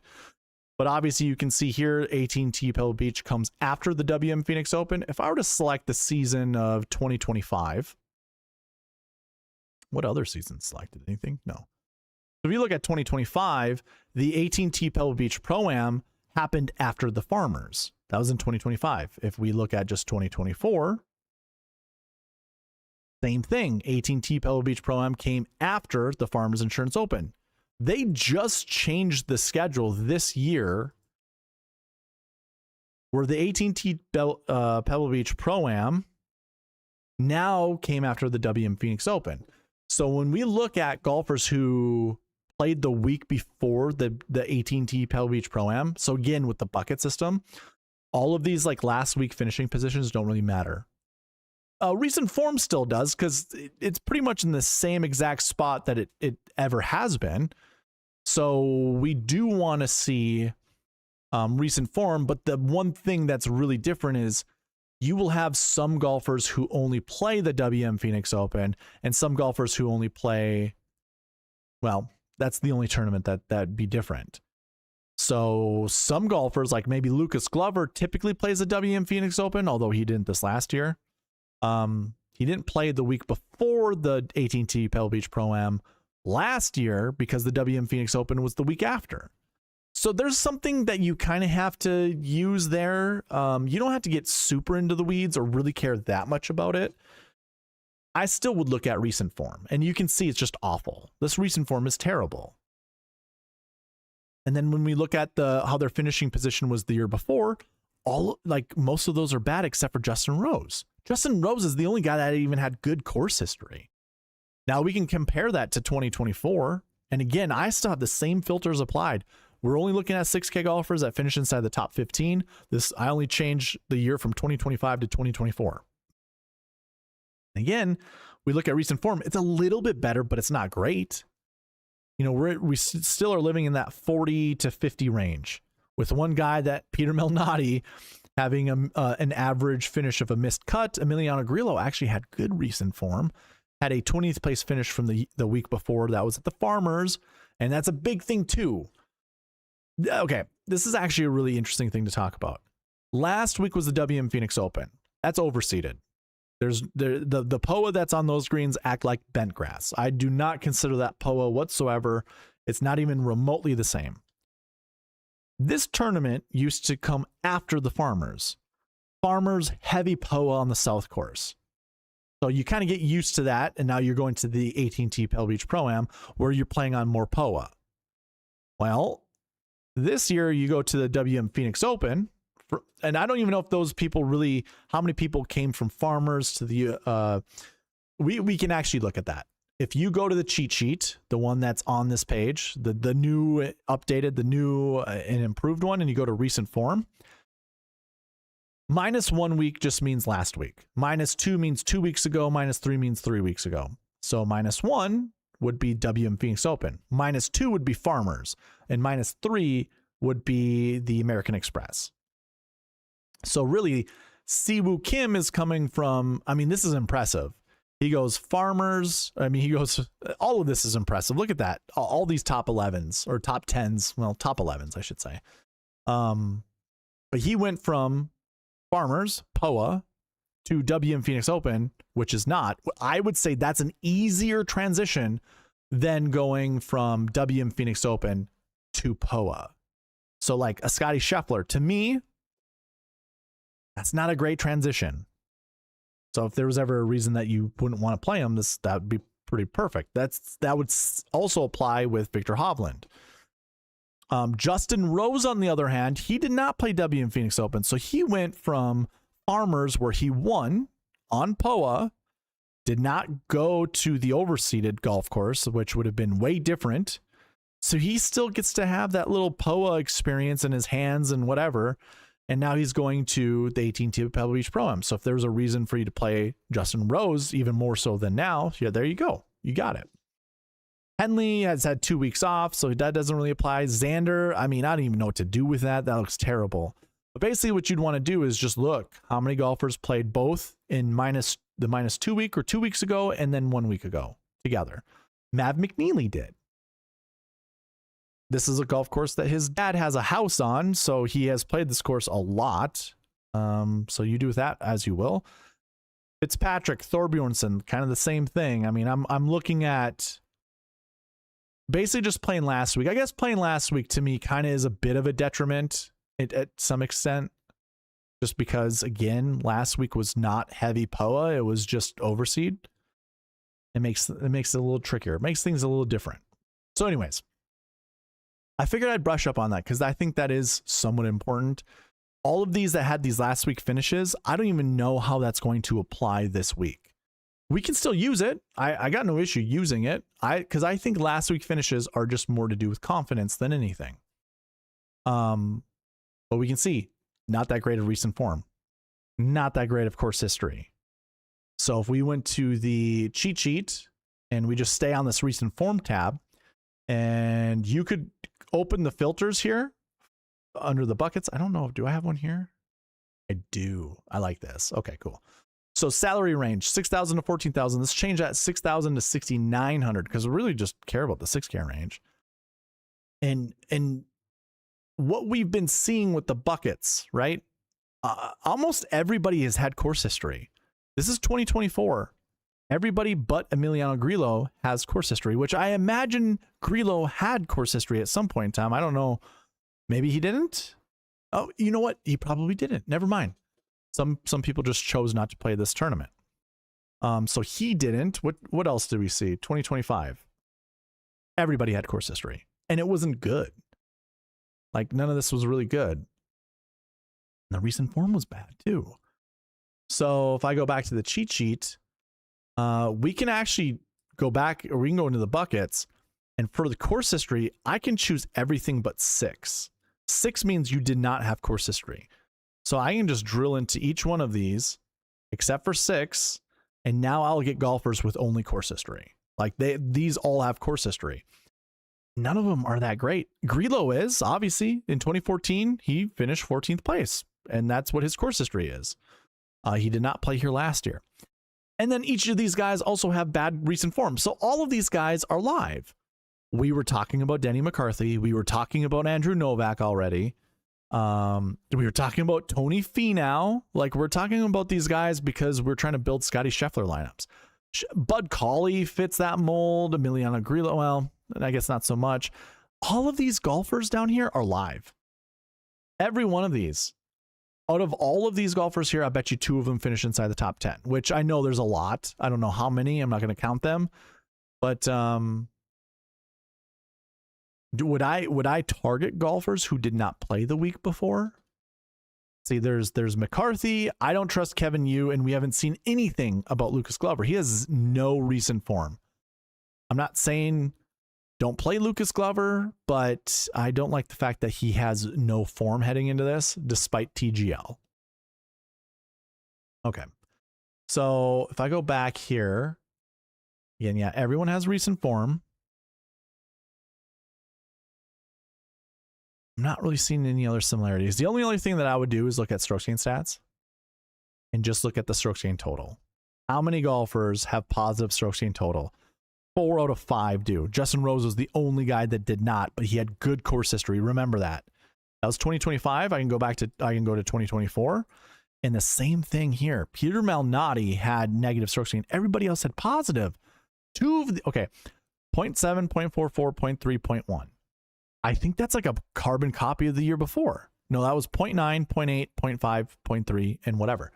So if we went to the cheat sheet and we look at strokes gained last year, we have that same 6K range in with the course history buckets. We sort from top to bottom. Here are golfers I think we can just cross off the list.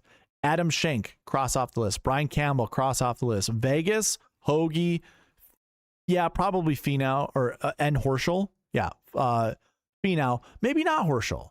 Horschel is probably that same Billy Horschel this year is Justin Rose from last year. It's almost a carbon copy. If I go back to the bucket system and we look at Justin Rose from, sorry, not 20, yeah, 2025. Minus 0.146. Everything was negative for his strokes gained stats. If we go to his raw stats, Rose had a 23.8 course history, an 11th place finish the year before, and his recent form was a missed cut. He'd been averaging a missed cut. What did we see with Billy Horschel? Billy Horschel, not an average finish position of a missed cut, but pretty damn close. That's terrible. 67.75, but he has a top 10, top 20 finish from the year before, and not everything is negative, but enough is negative to put him here. Okay, Horschel's my Rose of this year. I think that's absolutely fine. But then these guys up here, if you want to take a stab at Kevin Yu, that's fine. Max McGreevy seems like a good value. There's my boy Denny McCarthy. Denny McCarthy, add him in there. If you want a Chris Kirk at 62, he actually fits that mold too. Do we like these last year finishing positions that are in pink? Normally you shouldn't like that. This is where we can go to the bucket system and take a look. 58, 11, last week, nothing there. So nobody was in pink there. And in 2024, nobody was in pink there. Either last week or last year. So yeah, pinks are not good.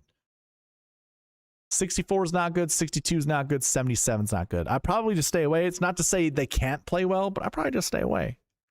So that even narrows it down even more Do we like Bud Colley? Can we have course history that's in that way? I didn't even, did I look? Course history was not in the 60s, nor was recent form. I think that's probably going to apply the same in 2025. Nothing was in the 60s. Oh, wait. Eckroat was 75, and so that was bad. He was a course history 4 and a recent form 4. So those things apply there. And what was his strokes gain stats? Eckroat? Positive 0.339. Okay. So, it's a 0.399. That's this guy right here, Chris Kirk. So yeah, I guess, sure. Why not? We could play Chris Kirk. But that's how I look at this. This is where I kind of start. This is how my Wednesday night streams, before I jump into the Wednesday night streams, I tell everybody that this is what I've already looked at. So this is the first thing that I do when I look at the bucket system, is look at the 6K range through this page, the bucket system. Just look at the 6K range. Now from here, I'm going to clear that. I'll clear this, and I'll clear that. I'll come up here and I'll just look at all the buckets that really matter. And we can do this several different ways. We can go into the top 10 stats and sort by the min. And if we click in here and we sort, we can see the stats that matter the most. Last week's sixes, we've seen at least 3 inside the top 10 every single year. This means golfers did not play the week before. That's what a last week 6 is. Here's where I'll plug the cheat sheet that you guys have. The actual like Google sheet. Again, if you want to access this, go into the cheat sheet at SweetSpotDFS.com. You don't need an account. Scroll all the way down, click here, and this will open up a Google sheet. If I were to zoom in, maybe zoom in a little bit more, and we take a look at the bucket system, I already have the AT&T Pebble Beach Pro-Am, and we can look at projections. And remember, we're looking at the last week's 6s. You can see that we have 3 out of 8 here as well. Like, we're looking at this number. This is the exact same thing you saw on my website. The projection's 1 to 3. Now, here's the big difference. The big difference. Average per year, 71.38, and we have 20 in that bucket this year. That reduces the likelihood of golfers from this bucket finishing inside the top 10 dramatically. Another way we could have looked at this is if we scroll all the way down to the bottom and we're only looking at the last week's 6s right here, we can see the totals every single year.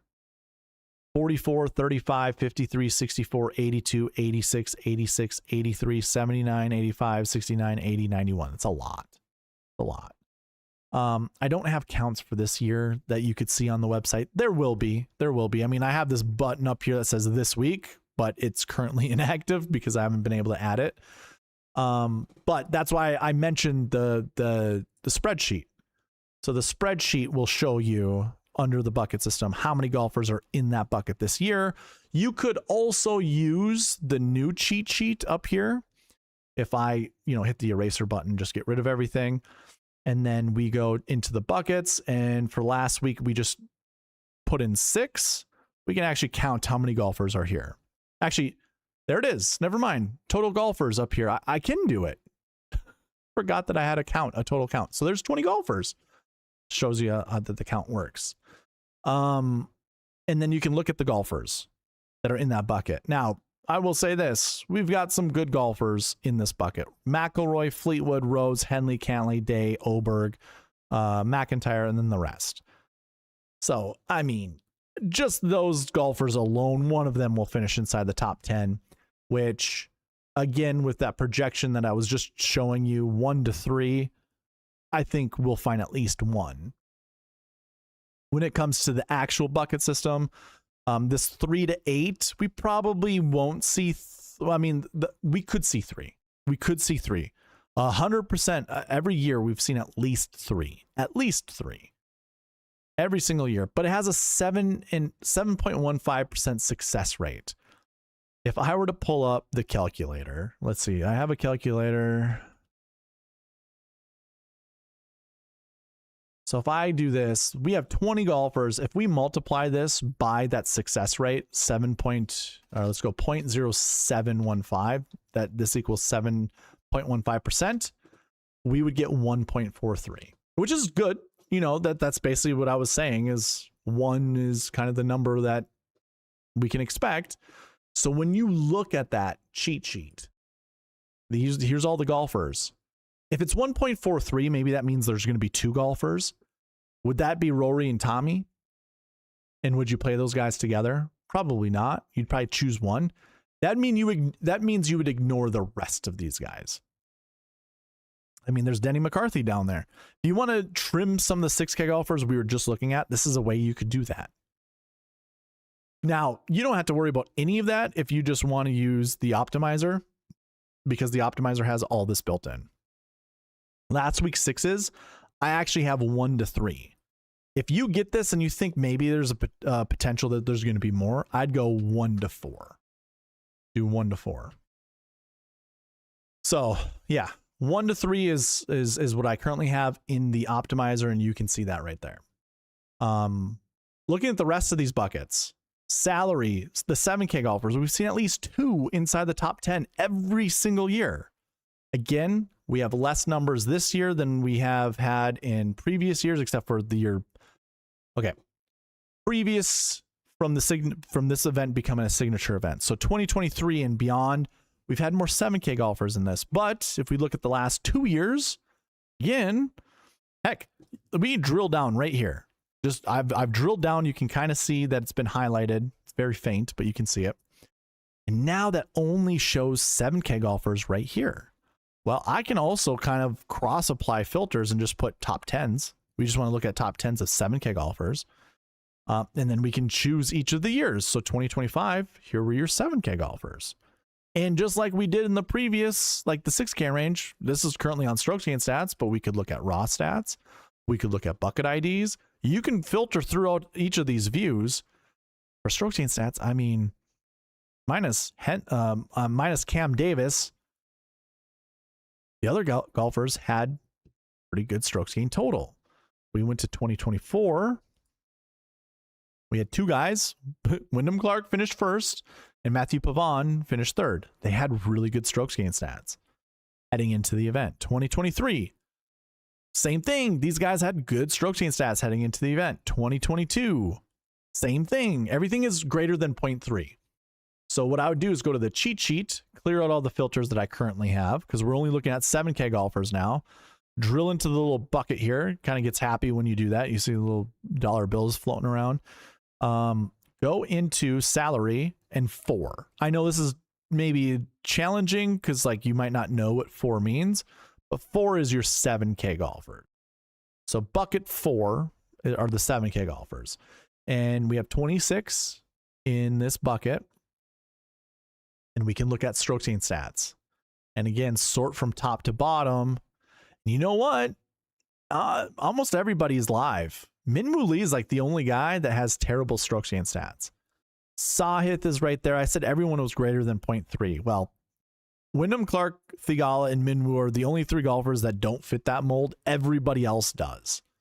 So all of these golfers are still live. Hell, Harry Hall still has good strokes gained stats, although he's been playing miserable in the last couple of events. Maybe he turns things around. Same thing applies with JJ Spawn. I can't believe JJ Spawn's $7,800. He was just 9K not too long ago. Now he's $7,800. Corey Connors, 7K flat. I mean, this is just making it easier to build Scottie Scheffler lineups. And of course, Pearson Coody, which I think a lot of people aren't going to play just because he's more of an off the tee prowess guy, but I can still make birdies in bunches. I got no issue going there. Most of these guys are just fine to play, honestly. So we didn't really get, we weren't able to narrow down too much with the 7K range. But that's a bucket that's going to be important. Last year ones, golfers who finished inside the top 20 last year. The 1 to 7, 19% success rate. That's pretty good. So again, if we went to the cheat sheet and we just look at last year ones, we can get out of there and just go last year ones. We have 17 golfers in that bucket this year. Here are all your guys. Scheffler, McIlroy, your top guys, price range, and also strokes gain stats. I mean, strokes gain total. Scottie is almost double the amount of strokes gain total over the last year than McIlroy. Holy crap. Holy crap. Unbelievable. But then you can see the rest of the guys. Now, again, I would use this bucket system on the cheat sheet. Last year ones, I'm projecting 2 to 4. But on the optimizer, I put 1 to 4 because Scottie's in that bucket. Heck, Scottie's in all the 1 buckets. Last year 1, last week 1, course history 1. You might want to put like a 3-point gap on all of these because Scottie's just going to probably represent that bucket. I just don't see how Scottie doesn't finish inside the top 10. Like, he's going to represent all of these buckets. He's going to continue to make them successful. They're going to continue to at least supply 1 golfer inside the top 10 for this upcoming year. Like, Scottie's not going to finish top 10. The only way he doesn't is if he gets sick or he gets hurt. That's it. Those are the only 2 ways that he doesn't finish top 10. But just to round this out, course history 1, or I'm sorry, course history 2, course history 3, recent form 2, and recent form 3. So those are like the middle buckets. Scottie's not in any of these buckets. So maybe you can figure out golfers that are pretty decent. Now, again, I'm not going over each of these buckets in detail because I could be here for 2 hours. I could be here for 3 hours just talking about the bucket system. I'm giving you certain stats to look at. I just showed some of those golfers, but really this is for you to go into SweetSpotDFS.com and do your own research. I just showed you how I do it, and I'll continue to do this for as long as I'm streaming SweetSpotDFS.com or whatever, because this is how I find my golfers that I like to play. All right, I'll fix that later. We don't have to worry about that.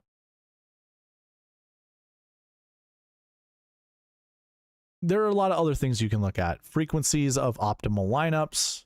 Each of these buckets, these top 4 buckets here. Last year 1, last week 6, recent form 3, and salary, well, 7Ks, the 7Ks. They all have represented the optimal lineup at least once every single year. Then you got a couple 87.5s in last year's 6s, course history 3s, and salary, the 9Ks, salary 2s. That's also another way to figure out which bucket they're a part of. 7K, you got the number 4 there. You go to the cheat sheet, you go into the buckets, and you chose the salary 4. You can do that. And you can select multiple buckets. And you only see golfers that are in those buckets. So, when it comes, I mean, here's the one thing that I'll repeat that I just said not too long ago. Whatever bucket Scottie's in, if it's a bucket that has shown success, it's most likely going to continue success. I would actually, if you were to use the cheat sheet, or the cheat sheet, but from the Google Sheet perspective, where I actually have these projections, any bucket that Scottie's in, I would reduce both the minimum and the maximum by 1 point. Because you are either choosing Scottie yourself or you're not. And if you're not choosing Scottie, then you do want to reduce that bucket down by 1. And so some of these buckets, I know some people will email me, is like, what are the anchor buckets?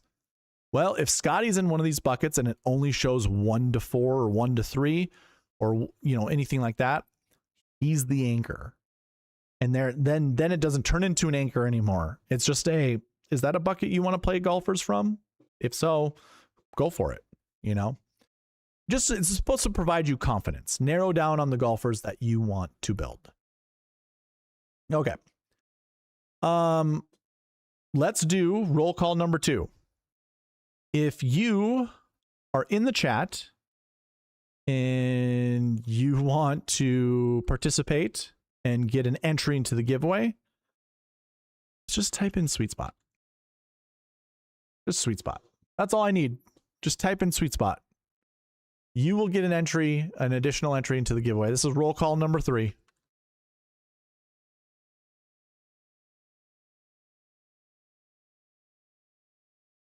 While you guys are typing that in, let me just get ready.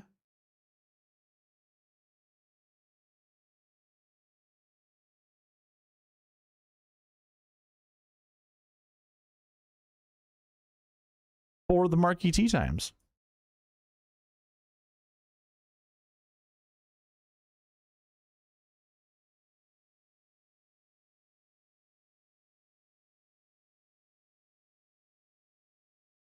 Okay.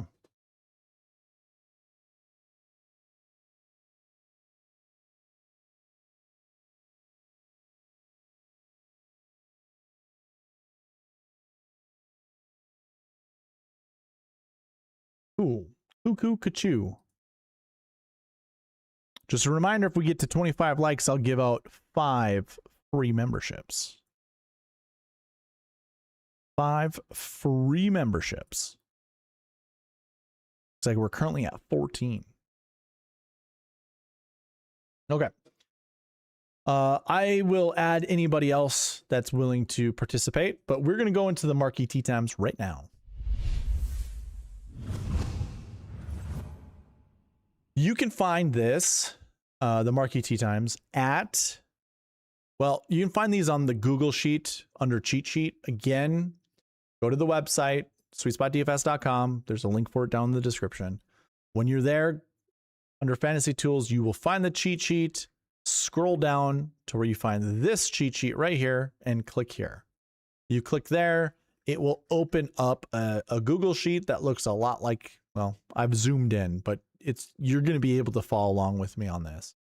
We're looking at Marquee Tee Times, and this kind of, I came across this just by happenstance. I was tracking groups of golfers for the entire tournament back before the PGA Championship that Phil Mickelson won at Kiowa Island. I always forget what year it is. That could have been 2021, 2022. And you know what? I will remember this at some point in time. I'll go to tournament information. I'm going to go ahead and put in PGA Championship. Let's figure out which year it was that Phil won. 2021. I was right. 2021. Okay. So I've been doing this since 2021. I've been looking at each of the golfers, who they're paired up with, and I've been tracking their successes. How many golfers have finished inside the top 10, the optimal lineup, the GPP winning lineup? If I go to 2025 and we take a look at the AT&T Pebble Beach Pro-Am, and I sort this by grouping, Rory played with Ludwig. Ludwig withdrew. Rory was in the optimal lineup. There wasn't another optimal lineup golfer except for Russell Henley, who was in group 6. That's 2 golfers in the optimal lineup. The green salaries here indicate how many were in the Sweet Spot Optimal. The blue here would indicate how many were in the GPP winning lineup. And if I look at every one of these, you can see none of them were paired up together. None of them. Not the GPP winning lineup, not the optimal, not the Sweet Spot Optimal. That was 2025. 2024 was cut short, so it's a different type of, way about this. But if we look here, we get a lot of the same. Wyndham Clark played with Jason Day. Jason Day finished 6th, but he was not in the optimal lineup. Wyndham Clark was. Oberg finished 2nd. He played with Rory McIlroy, who finished 66. He was not in the optimal lineup, but Ludwig was. Those were the only 2 guys in the optimal lineup. There were 4 golfers in the GPP winning lineup that year. None of them played together. There were 3 golfers, I guess, in the Sweet Spot Optimal, and then you had Sam Burns in group number 10 down here. So he was close to being the Marquee Tee Times. So I bring this up. So these are the last 2 years, the only 2 years that had signature events at the AT&T Pebble Beach Pro-Am. But I've gone back to 2021 and I've done this. Most of you guys already know this, but I'm kind of, talking to the people who've never seen this before.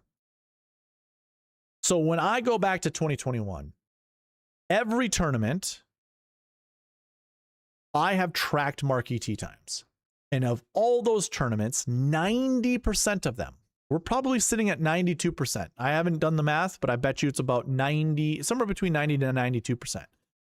92% of those tournaments, when we look at the optimal lineup and the sweet spot optimal, not so much the GPP. I have not been keeping track of the GPP, but the optimal lineup is the perfect lineup. The sweet spot optimal is the perfect lineup that uses $49,600 of the salary and up. We only look at those two types of lineups. 90% of those lineups have had 2 to 4 golfers from the Marquee Tee Times. It's the 9 top groups in a tournament. So we're only looking at 9. And for this event, there's only 2 golfers in each group. So now we're only looking at 18 golfers, but typically we look at 27 golfers. They're in groups of 3 usually. These guys are in groups of 2. Again, 90% of the time we find 2 to 4 golfers from the Marquee Tee Times in the optimal, the GPP, or the sweet spot. Well, not the GPP. It's just the optimal or the sweet spot optimal. And they're not playing together. They do not play together. In fact, I'm going to bring the WM Phoenix Open over here. I should have had this ready for you guys. I just forgot.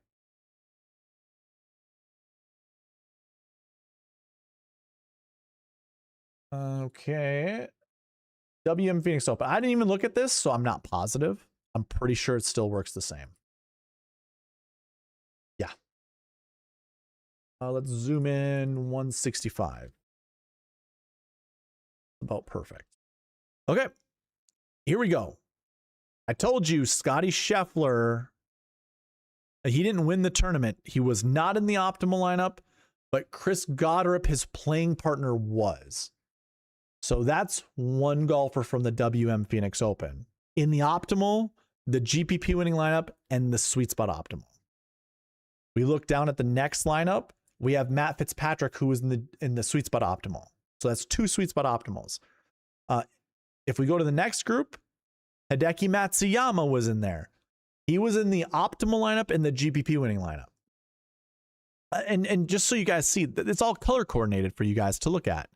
So there's Goddard in group 1, Fitzpatrick in group 2, Siwoo Kim in group 6, Nikolai Højgaard in group 7.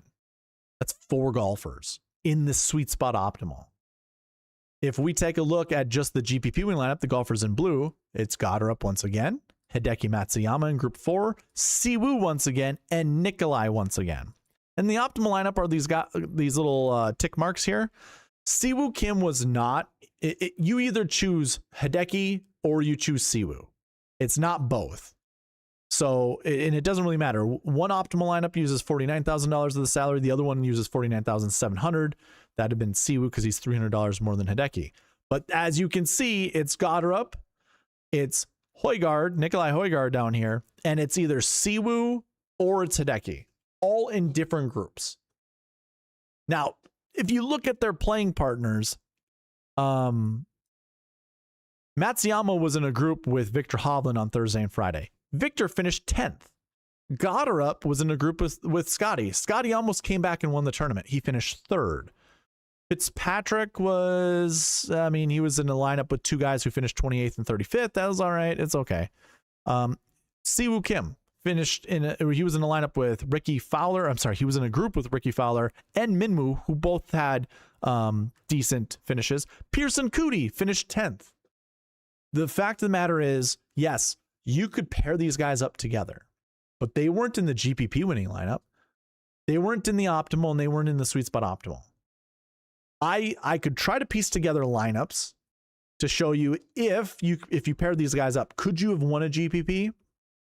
I could do that, but I'm not going to. You guys can do that. You can go to SweetSpotDFS.com, go to pass optimal and GPP winning lineups, and piece it together like I did earlier. You could do that, but this is the whole thing. I'm showing you 2 to 4 golfers. There are 4 sweet spot optimals, 4 optimals, and 3 GPP winning lineups.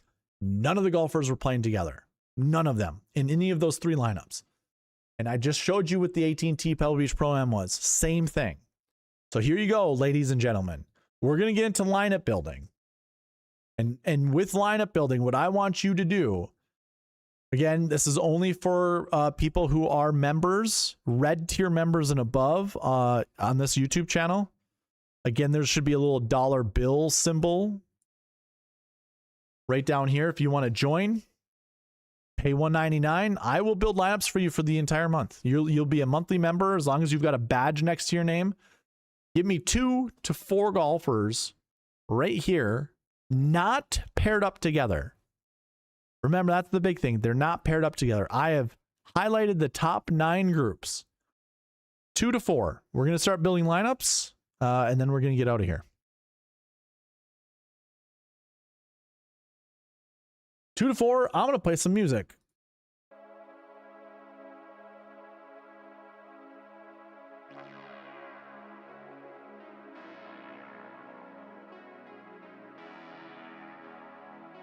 Ryan Henson goes, Rio Ninja Histina, only 6K guy, Marquee Tee Time. You already looked at it? Oh, yeah, there it is. Ryan Fox is there too, buddy. Ryan Fox is there too, buddy. AJ goes, I will say on Wednesday, you were right about Roy and Perry for strokes gained. Right? Oh, I already closed out that tab. But yeah, John Perry was up there, man. Whew, he was looking good. And Kevin Roy, 6,300. He was kind of the only way. You know what I'm going to do? I'm going to do this off to the side. I'll let you guys build your lineups. Give me 2 to 4. We're going to start building lineups pretty soon. I want to try to build this Scottie Scheffler lineup that I couldn't do on stream.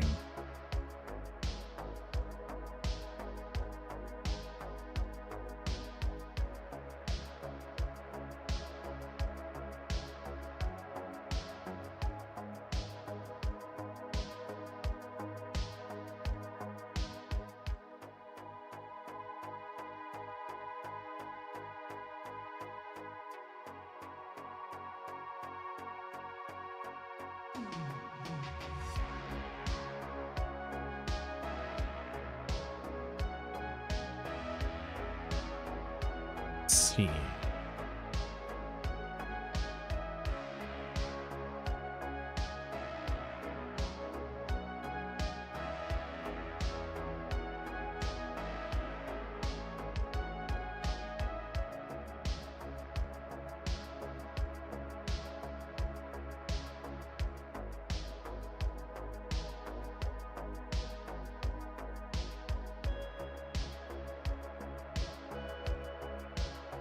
I did find a way to score 641 points, but it used $300 more of the salary than you could have. Actually, hold on. Oh, never mind. The SweetSpot Optimal is not going to have... Never mind.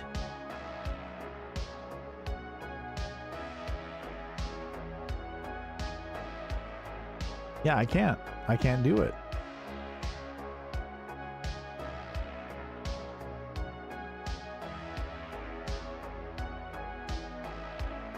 There's no way to score 641.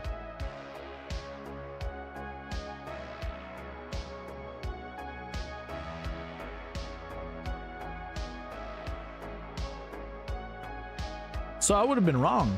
If it was one shot, it wouldn't have been just one shot.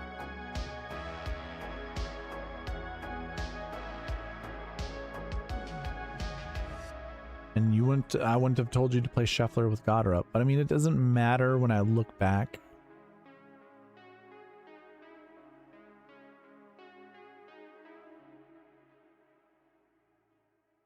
Maybe I need to change Smith from 8650 to someone else. So he was 67. I need to find someone cheap. Was it? Oh my God, no way. I found it.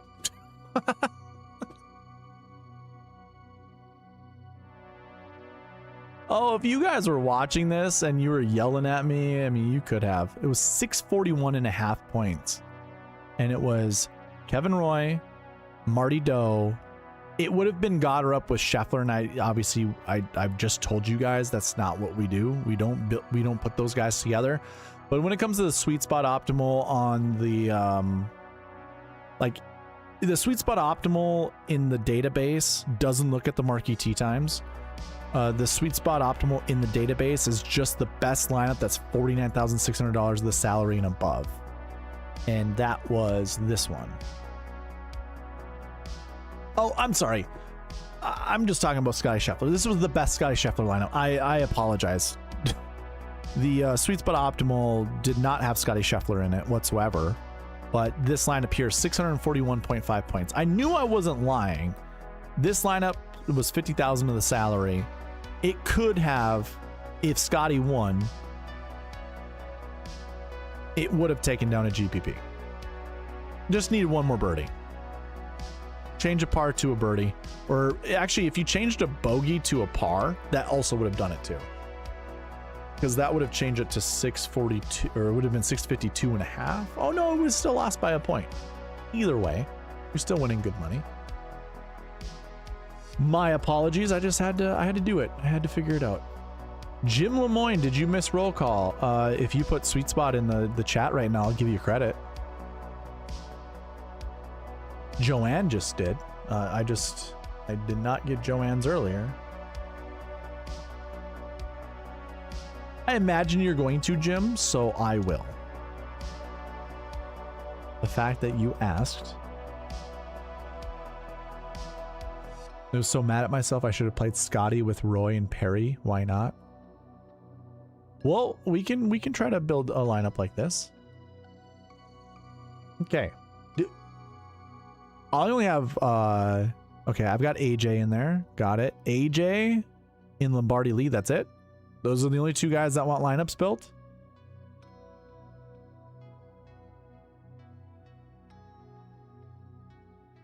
That's it. That's it. That's it. Okay.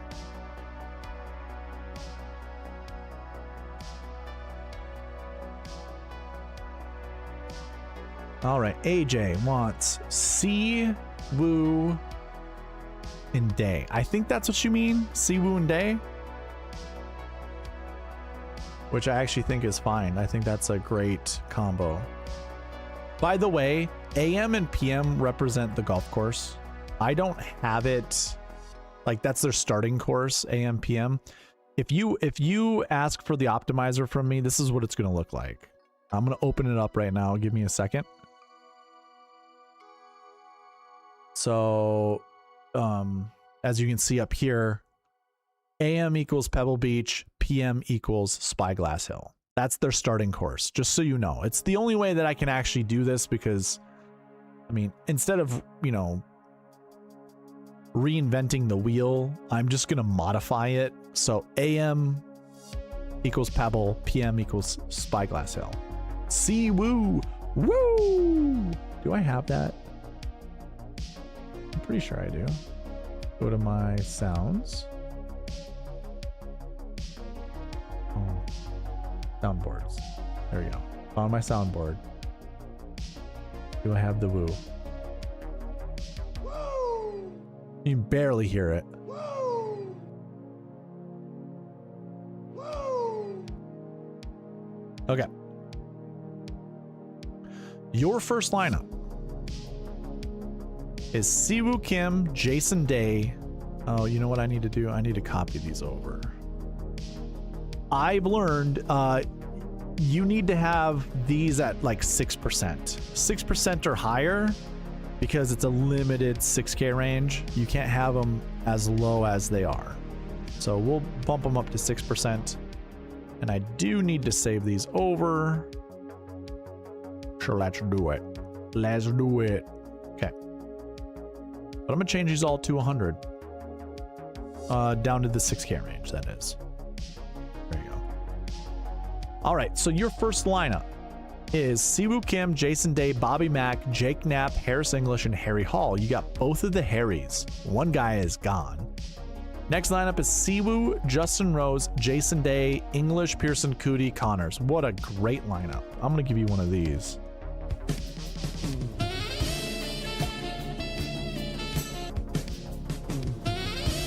Let's do that. Should have, okay. Little rusty with the soundboard. That's all right. All right, next lineup. Siwoo, Jason Day, Bobby Mack, Jake Knapp, Harris English, and Keegan Bradley. It's another good lineup, dude. These are solid. Siwoo Kim, Fitzpatrick, Day, Knapp, English, and Jordan Spieth. That's interesting. And then your last one is Siwoo Kim, Chris Gotterup, which, yeah, go with Gotterup. He's a stud. The guy is... The thing with Chris Gotterup is when he was coming out of college, I mean, we've had a couple of these guys where they come out of college and someone or a group of people, a collective of people go, this is going to be the next stud. He's going to be the next guy that's going to make a difference on the PGA Tour.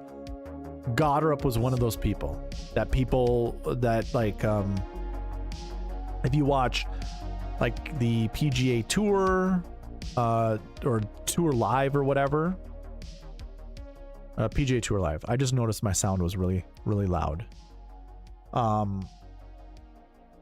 if you watch PGA Tour Live, if you listen to PGA Tour Radio or anything like that, they talk about Chris Gotterup in that fashion. Like, the guy's a stud. So, yeah, why not? Chris Gotterup is good. He is now the new... Well, I mean, he is hotter than Scottie Scheffler right now. He's got... Is it back-to-back wins? He's got 2 wins on the season. Oh, maybe they're not back-to-back. Did he play Farmers? He might have played Farmers, and he didn't win that one.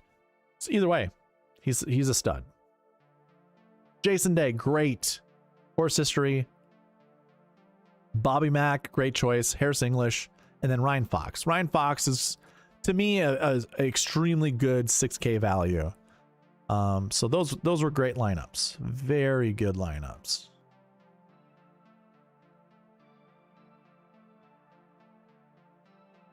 Okay. Enjoyed building those. Thank you, AJ Love. Lombardi Lee. He has Fleetwood, Victor, and Batia. All right. Victor. Where are you, Victor? You were just here. There he is.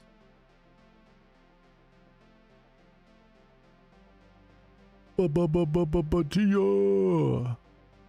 There you go. Cool. All right. Those 3. I'm going to give you 5 lineups as well. Oh no, we break something. What did we break? We got group 2. What did you do that was the same? Course history 2 maybe? So we got group 2, group 8. Oh, you got 2 guys in group 8. Lombardi Lee.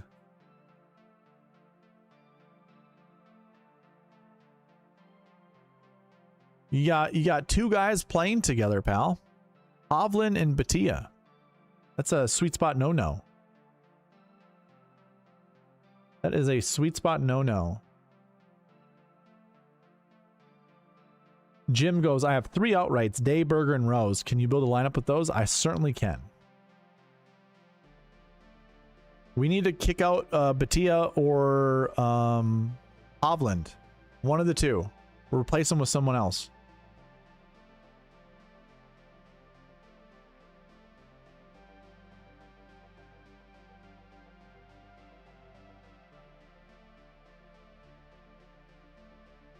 And Jim Lemoyne, those are try some Day Batia if you're bored. Ryan, I'm not going to be bored. I'm going to build lineups for people, and then I'm going to get off of here because I am tired. So I can send you the optimizer, and you can do it yourself. I will build the lineup that you have on there, Hovland, Rio, and Taylor.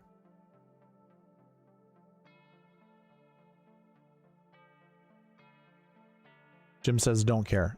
I don't remember what that pertains to. I think I said I can build those lineups, but I thought you asked. Okay, Lombardi, I'm going to make an executive decision. I'm going to kick out, let's just kick out Batia. I want to see what these 2 golfers together, what lineups they're going to build. Fleetwood, Hovland, Knapp, English, Cootie, and Glover. Okay, that one's fine. Fleetwood, Hovland, Cootie, Fowler, Hall, and Minwoo. Phil Smart. Phil, if you... I'll give you credit, but you might be a little bit behind. Make sure you hit the little live button whenever this gets to you, which was maybe 30 minutes ago. Lombardi goes, okay, fine with that. Sounds good. Fleetwood, Hovland, English, Cootie, Hall, Stevens. A 10 and 4 sevens. A 10, 9 and 4 sevens. I don't know how often that's going to happen, but it's okay. Billy Horschel's my Justin Rose this year. And you get Fleetwood, Hovland, Day, English, Cootie, and Horschel. Billy Ho, he's my Justin Rose of this year. And if it wasn't him, I'd almost say Harman would be. I like Harman as well. And this is a solid lineup, all the same. So how many English lineups do you have? Because I don't want you to have all English. There's 1, there's 2, and 3. Okay, so we'll get rid of this one. We'll kick the Harry-ish out, and let's bring back Harman just in case. See if he can get picked again. Oh, I'm not live, LOL. Phil, I just told you. I'll give you credit though, and I appreciate you being here and seeing it, but I'll give you credit for that. That's hilarious. I don't know about Kevin Yu, Lombardi Lee, so let's try one more. This one's fine. I don't like Matt McCarty this week. Matt McCarty's good on big greens. This is a perfect lineup. Great lineup, in my opinion. Like Cootie and Hall, maybe we replace one of them, but this is the ball strikers lineup right there. That one is fine. All right, Lombardi Lee, those are your lineups. There are some good ones in there. Let's see, did you have all like Cooties also? Oh, wow. Okay, well, Cootie is in all of those. Let me try a different lineup. That's too much Pearson Cootie. It was Pearson Cootie and who else that kept showing up? Harry Hall. Yeah, let's kick those guys out. I'm going to build you 2 other lineups because we don't need to have that be happening. Rio Hisatsune, Aaron Rai, Spieth, Day, Hovland. That's different. And another one, this just has all Aaron. But this is great. You get Day and Berger with Ryan Colley. That one is probably my favorite one that I built you. So let's replace...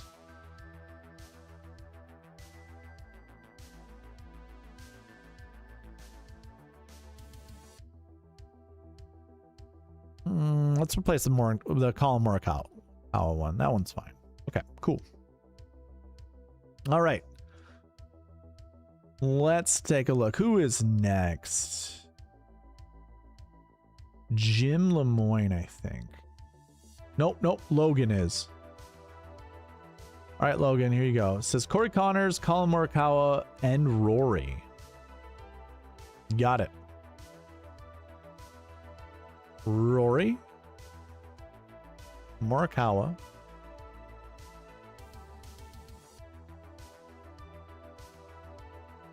and Corey Connors. Yeah, Corey Connors is too good of a value. Corey Connors, I might, I think I'm gonna go for max. I'm gonna do the max profit thing on this tool here. I don't know if you've ever used this.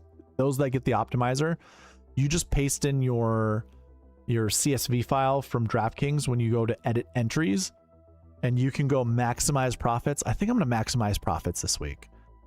And I'm going to say most of my Scottie lineups are going to be anchored around Corey Connors. Now I might even anchor them around Billy Horschel.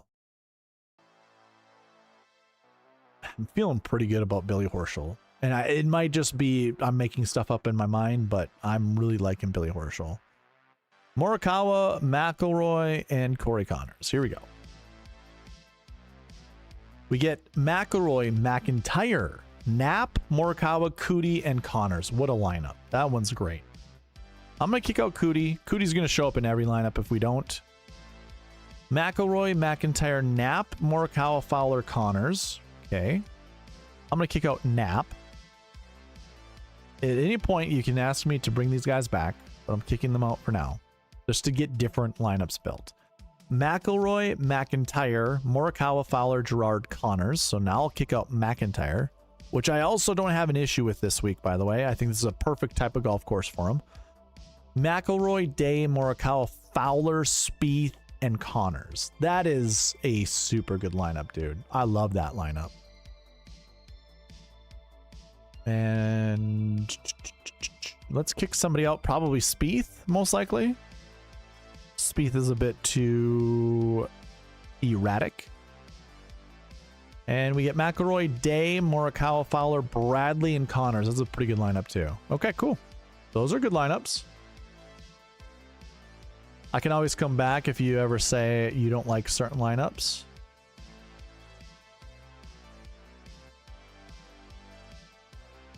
Okie doke. Thank you, Logan. Next one up is going to be Ryan Henson. Ryan wants Hovland, Rio, and Taylor Pendrith. I do like Taylor Pendrith this week too.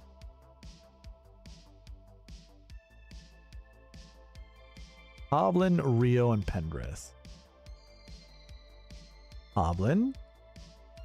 Pendrith probably comes first, right? Where's Pendrith? Don't tell me he's like super cheap too. 74, yeah. Pendrith could also be another good play to put in your lineups.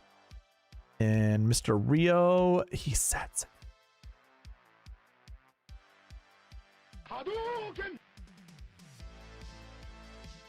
Byron, what's up, buddy? Yeah, Byron and I texted him. I was like, hey, do you want to do a podcast? It was Super Bowl Sunday. I was out with a couple girls. He was at home with a couple girls. His wife and his daughter. Actually, he said he was golfing. It was just gonna be, a rough go at it. And I didn't think I was gonna, when I get back, I did get back pretty early. I got back at like 9:40. I think I got back at 9:40. Or maybe it was 8:40. I don't remember when the Super Bowl ended. I don't even know. Don't know, don't care. But I don't think I'd have been ready to podcast. So we'll be back next Sunday, I think. Oh yeah, Byron. I heard in your podcast that you're moving to Miami. Is this true?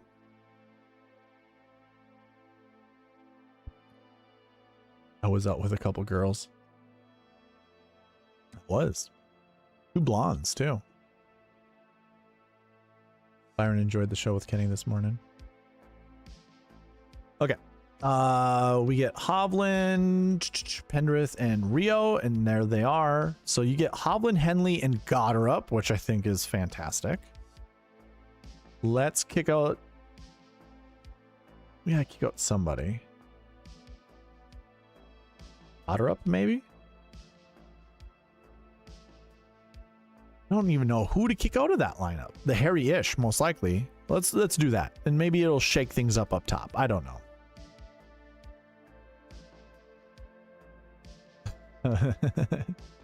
No, Byron got pink eye from the girls that play two cups, or 2 girls 1 cup.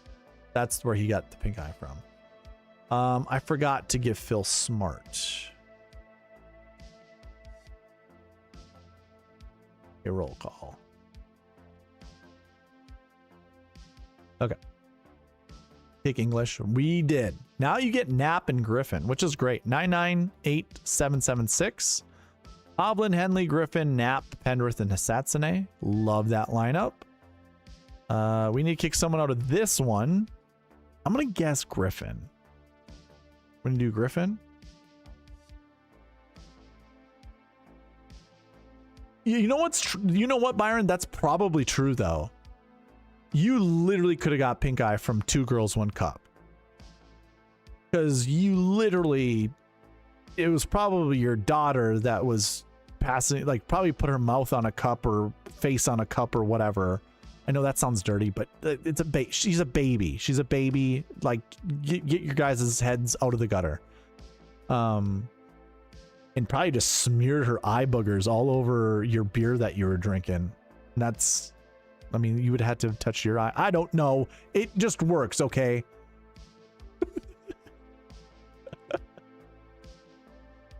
It was a cup of something, and you probably grabbed it grabbed an eye booger and then just wiped it on your eye somehow. My girlfriend said, "Oh, Byron, his English accent. He is hotter now." Oh boy. Oh boy. AJ, it sounds like your girlfriend just wants to hang out with other dudes. You were in my chat last year saying things about me or whatever. Joanne says Rose Henley Day. Okay. I gotta finish these lineups though. All right. Ryan, next one is Hovland, Henley, Fitzpatrick, Knapp, Pendrith, and Hisatsune. I'm going to kick out Knapp now, just to create different lineups. You get Hovland, Goddard, McNeely, Cam Young. Oh, that's a really good lineup. You know what? Let's give you one of these. That's so good.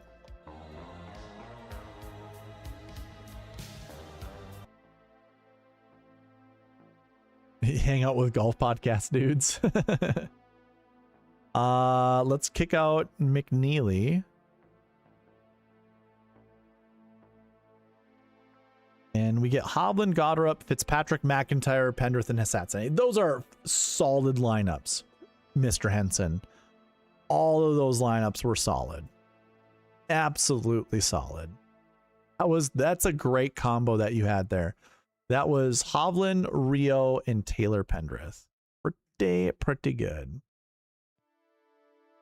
Okay. Mr. Jim Lemoyne doesn't ever like the lineups built. And he wasn't even really asking me, but we're going to build these for Jim. AJ says I was hoping for Rose.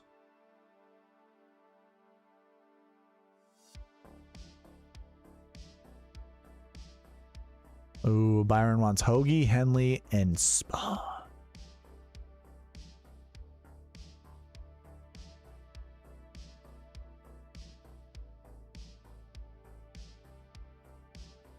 Oh, damn.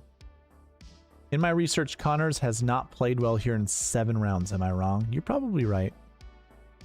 I love that range. Corey is 2. I get his form, but at 7K, the upside too rich. Yeah.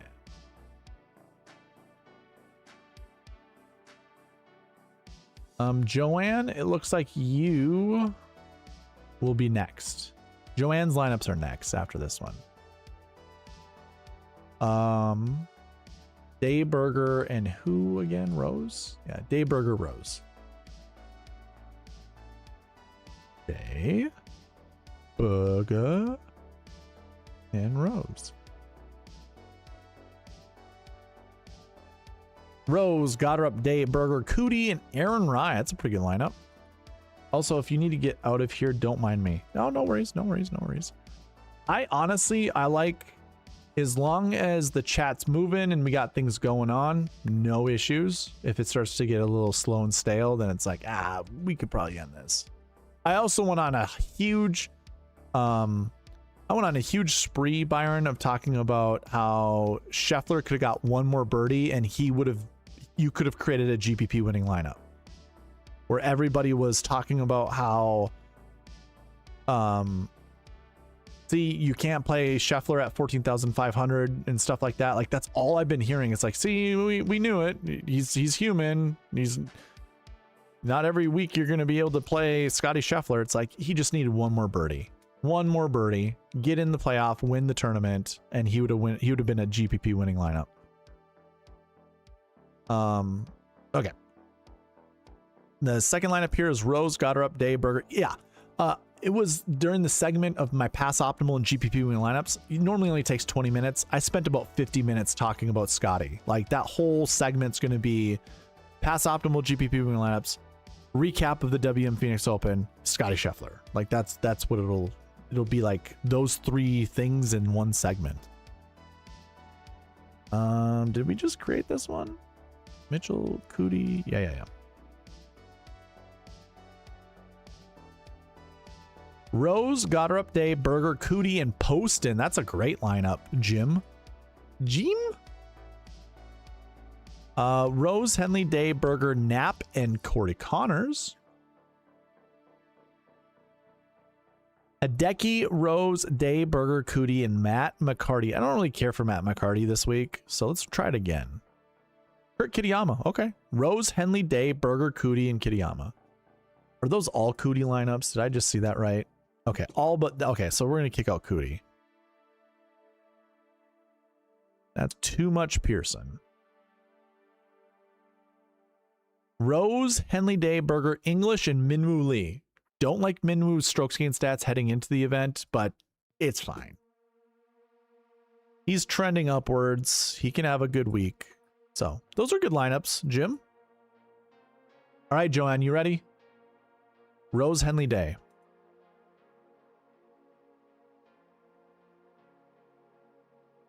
Rose,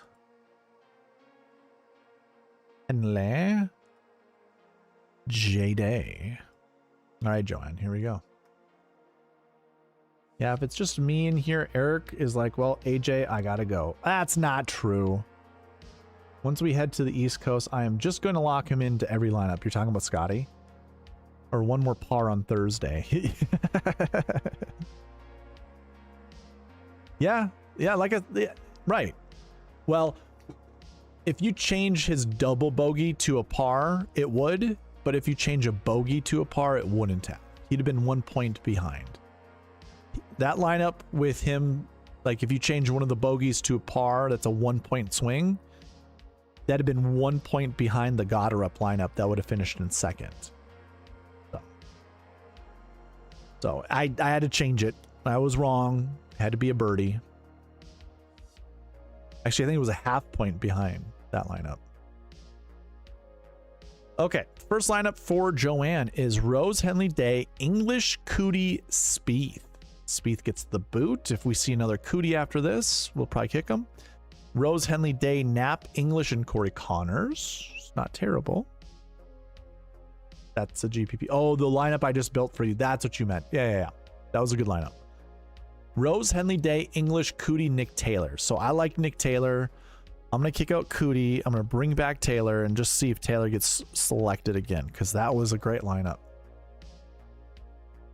Rose, Henley, Day, Knapp, English, Kitayama. Okay, not terrible. And then we get Rose, Henley, Day, Knapp, English, McCarty. This is where the optimizer has pointed out McCarty is a good value. I should actually like McCarty probably more instead of Corey Connors. That's kind of what I'm getting the vibe. But I did get Nick Taylor back. So we get Rose, Henley, Day, English, Fowler, Nick Taylor. That's a really good lineup right there, Joanne. That is a great lineup right there. AJ goes, the most picked guy tonight has been English by far. And Cootie.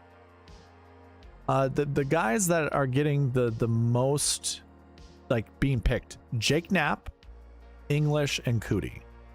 Like, I'm pretty sure they'd be picked in every lineup. But you're right, English has shown up a lot. It's English and Cootie for sure. And then you got to throw Jake Knapp in there. Yeah, Cootie's, yeah, there's a bunch of Cootie there without Harris English. But to your point, there's Harris English right there. So that's just because they're really good values. That's why the optimizer's selecting them. All right, Joanne, those were your lineups. I don't know if you liked any of them or if you disagreed with any. I assumed you probably would have told me, I don't like that guy, and you would have told me to kick him out. But yeah, it looks like you get Harris, English, or Knapp. You know what? Let's build one non-Knapp English Cootie lineup for Joanne. I personally don't like seeing that. If I were to have lineups built for me, I'd have been like, no, I don't want all those guys always. So no English, no Cootie, and I bet you like Knapp, but we're gonna kick out Knapp. You love Knapp this week? Yeah, Knapp's pretty good. Yeah, there's McCarty. I don't care for McCarty. There we go, Nick Taylor. And Spieth, though, I mean, this is a hell of a course history. This is a course history lineup, minus Henley. The other guys are the best course history golfers here, I'm pretty sure. Maybe not Nick Taylor, technically, and maybe not Spieth, technically, but Berger, Day, and Rose. Is that what she chose? Rose Henley and Day. Okay, yeah, I got Rose Henley Day. This is Jim Lemoyne. This could also be your lineup too, because you asked for Burger, Day, and Rose. All right, that one's a good one. I'm gonna save that one as like an extra one. Joanne can get 6. That's fine. Okay. Who's the next person here? Is it Byron?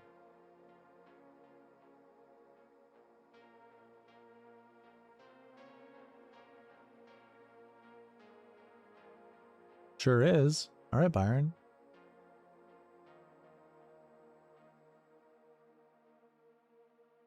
Hoagie, Henley, Gulp, Spawn.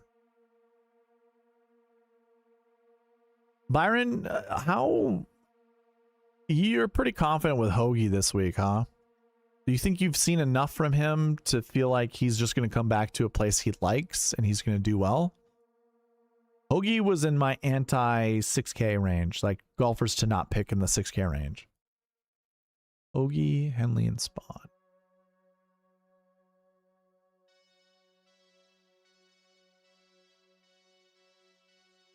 Spawn 7,800. Yeah, that's a really good value. Spawn. Here, I'll show you why. Not confident, optimistic. Okay. Okay. Well, I don't mean to, you know, rub this in your face or anything. This is not the whole point of me doing this. If I just look at 6K golfers who finish inside the top 15, just the last 2 years. If we just take a look at strokes gained total, this is what I've been doing to find high quality 6K golfers. We do have Justin Rose, who finished 3rd here last year, being negative across the board, but it's negative 0.146. Everybody else is 0.339 or higher. If I go to 2024, we see kind of the same thing.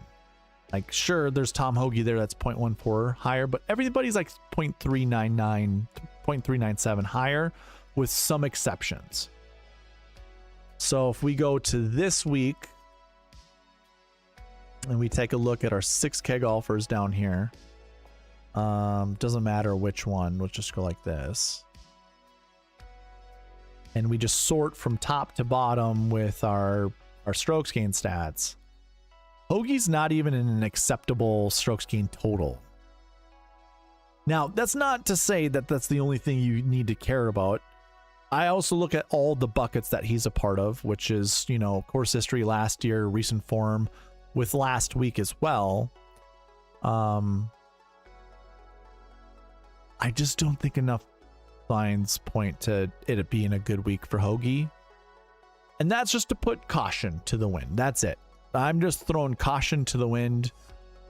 It's more of a feel thing. You absolutely should go with your feels.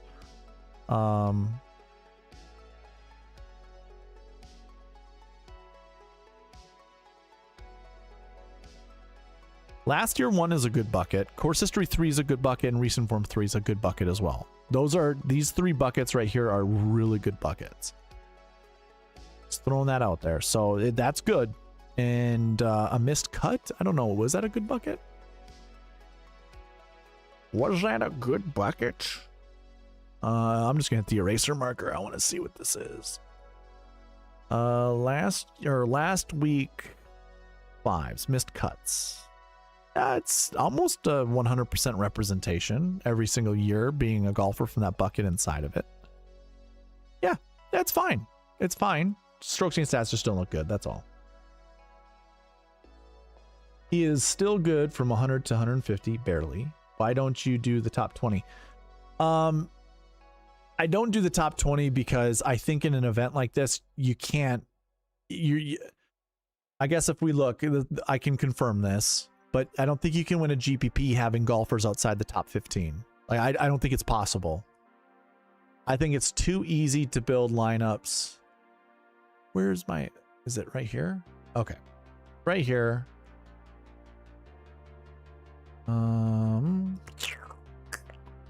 And I'm just going to look at, honestly, I'm just going to look at signature events. I'm not going to even put anything else in there but signatures. Look at GPP winners. And what is the best finish or the worst finish? Well, 49th. Okay, I'm mistaken. You could have a 49th place finish. Okay, I mean, that's just enough for me to agree with you. I didn't think I'd actually see something like this. Well, yeah, no, that's good. They're all in the 6. Most of those guys are in the 6K range. Okay.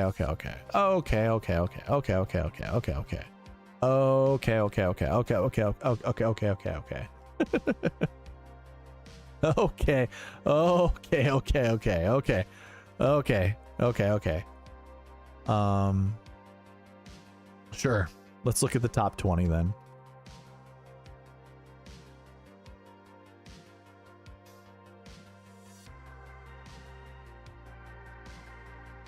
I still don't think you can, but what at 2025? Did we add anybody? Oh, we did add a couple. We added a couple people. Doesn't even help your cause any at all. 0.339 still in 2025. 2024? Yeah, still doesn't help your cause. Sorry, pal. 0.39 and up. Minus these guys right here. But no one is even remotely close to Tom Hoagie's strokes gain stats heading into the event. Not even remotely close.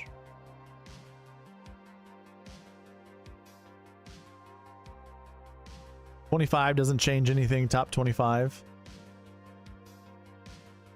Ooh, it does here though. Oh, we get another little negative guy, but it's not even the worst.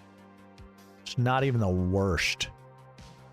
If I do this way, where's our like, okay, so sample size is bad because only 2 guys kind of fit in the Tom Hoagie range, really.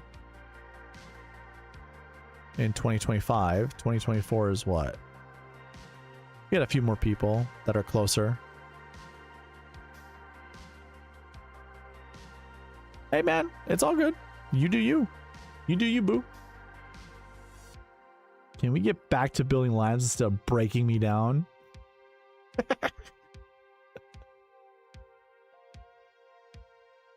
I love it. Byron, Darbo's vision isn't clouded by outright and placement betting. He just cares about optimal lineups, which is a good thing.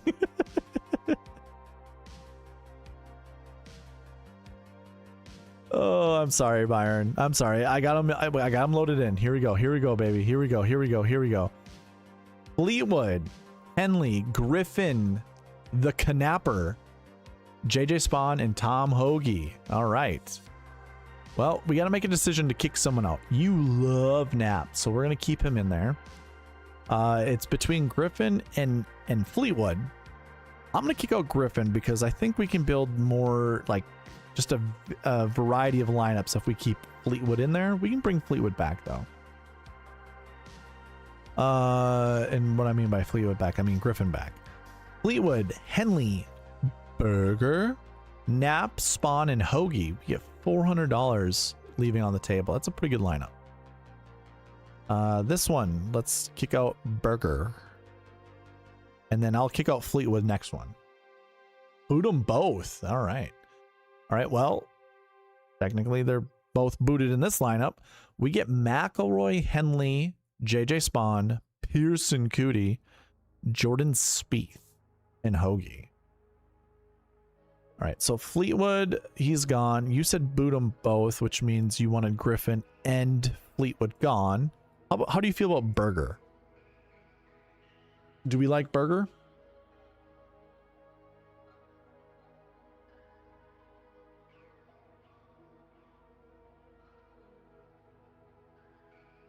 AJ said someone has good course history. Okay. Well, let's consult the buckets. The bucket gods. I'm going to clear that out. And clear this out. And let's just select bad buckets. Let's go course history. 1 is good, 2 is good, 3, 4, and 5 are bad. 6? Golfers with no course history? Sure. And then we take a look at just top 10 finishers. We got a winner in there. We have ourselves a winner. Hold on, wait a minute. That didn't sort correctly. Did I remove the...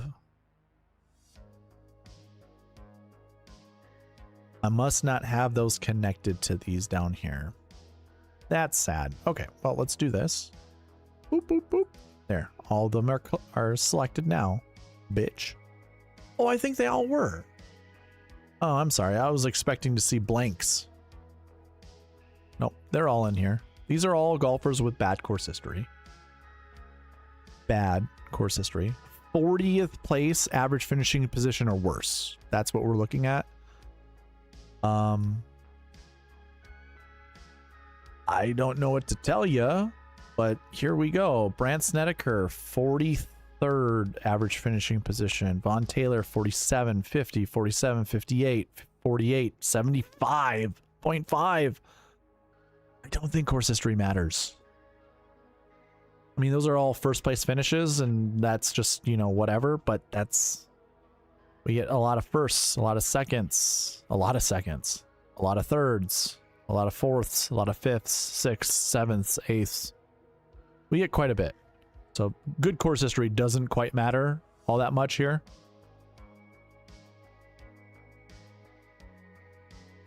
Burger's fine. I'm sorry, Byron. I'm sorry. Here you go. McIlroy, Henley, Spawn, Hootie, Spieth, and Hoagie. Do you like Spieth enough? Would you play Spieth? And how about Cootie? My optimizer is a slut for Pearson Cootie. Do you like those two guys? Do you like that?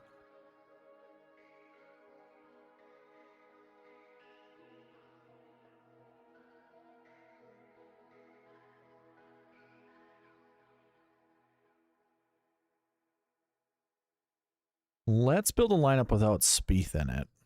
Spieth, it feels like he can get his magic beans going here, but I just... I'm going to kick out both Cootie and Spieth. And we get Victor Hovland, Henley, Patrick Cantlay, Spawn, English, and Hoagie. There's an English sighting for AJ.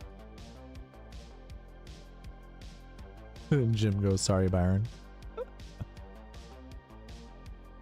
Shoot me in the face instead of playing Spieth.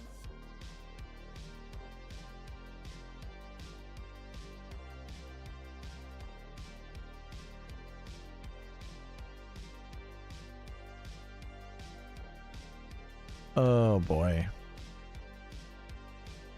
It's a good lineup. How do you feel about Cantlay? A good course history guy. One of the best. 998776. That's pretty good. It's pretty good. Pretty good. It's pretty good. But in case you didn't like Cantlay,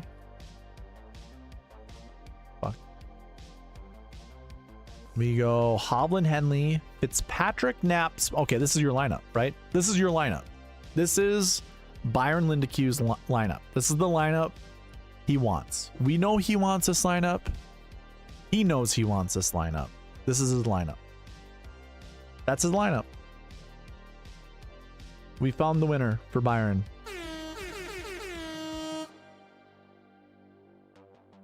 Bet him to finish top 20. See what you mean. I hate him for DFS.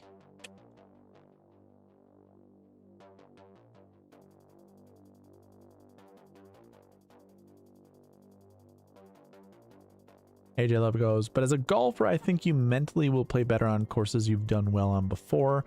Like if you never made a cut, someone you pull up in your car like, oh boy.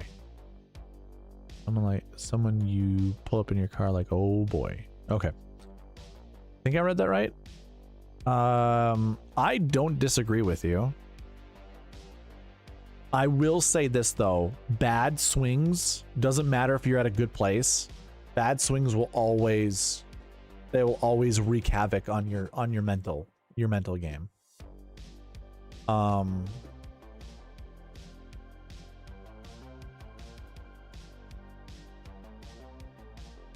Yeah, I mean I had the dreaded shanks going into my club tournament one year. I was leading the event until I got to hole, we did 18 and then 27, and I was on my 19th hole and I shanked it in the woods, and I had not hit a shank. I hit shanks the day before, just practicing. Like we were playing a lot of golf. I was playing a lot of golf, and it just came out of nowhere, and I was like, oh, that was stupid. Put down another ball, did it again, and I'm like, what the fuck was that? And then I played the rest of that round, like practice round, fine. Go into the tournament, I'm playing good golf, shank it on 10, goes OB, and then I end up losing by 3. So, yes and no. And that was at my home course, which is my favorite, one of my favorite courses of all time. Roll call, I suppose. We can do another roll call. Let's type in the number 1. Number 1. Let's type in number 1.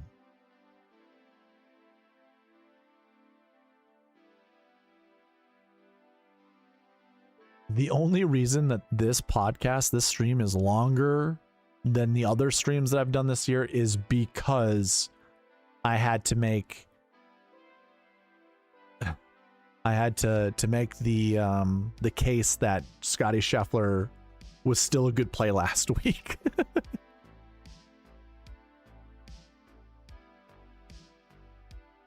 I am Jelly. Welcome, dude. Welcome. Or Chica. I don't know who you are, but welcome on in. First time seeing you.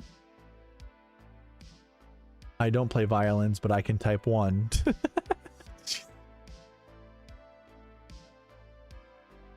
Oh my god. Happened to me in college for a couple weeks and it was a disaster. Yeah, dude, they get in your head. It's terrible. Terrible.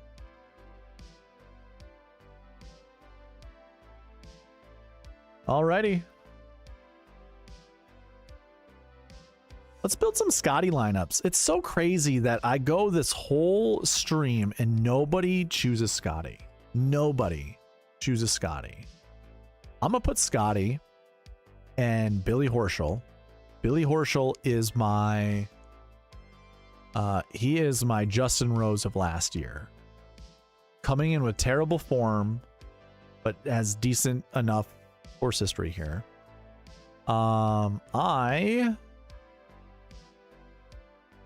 Let's analyze the top 15 of last year. What do we see? Let's look at the lead-in strokes gain stats.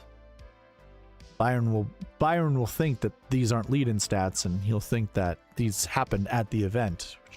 That's not what it is. 2 6K golfers. Okay, so this is my Billy Horschel. This year is Justin Rose.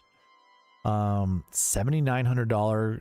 So 7K golfer with like 0.9 strokes gain total. 8K golfer with 0.7 or higher. Okay, so we need another 6K golfer that has 0.5 strokes gain total or higher. Got it. I'm feeling it. Here we go. 7K. Okay, so 7K point 0.9 higher. Another, yep. Okay, high 6K, 0.7. Maybe a 6K that's like 0.3. And an 8K that's 0.7 or higher. Got it. Okay. So let's clear out. Let's look at, well, first of all, actually, let's look at our 6Ks. I want to go to strokes gain stats. These are their lead-in stats coming into this event. We want one with high strokes gain stats. It's Matt McCarty. I've been shitting on Matt McCarty all night. But I am a sucker for McGreevy or McCarthy. I'm gonna do a gut play and go with McCarthy. McCarthy's gonna be my dude. So we're gonna go with Horschel and then McCarthy. I mean, it might have to be Matt McCarty, honestly. Not Denny McCarthy, but Matt McCarty. It might have to be. And now I need a 7K golfer that's 7 strokes gain or higher. 0.7, that is. Okay, so that's like from here up. So we could do Fowler. We could kind of dip into the Fowler pond, maybe a little bit into Gerard, but we're gonna stick up here. Oh God, there's English. Oh no, there's English. And Higo and Cootie. Oh no, and Connors. Oh my God. Let's look at the 8K range first. 8K is going to be easier for me to do. I don't know to do the 7K range. 8K range, we want 0.7 or higher. That's about everybody. I think it's J Day. I'm really digging J Day this. Okay, we're doing Jason Day. And then I'm going to let the optimizer do its thing. Ooh, it goes with Call and Jake Knapp. Wait. Hold on. Just wait. Jake Knapp. Jake Knapp has to have good strokes gain stats coming into this event. Where is he? Oh, he is up here. Ooh, he's way up there.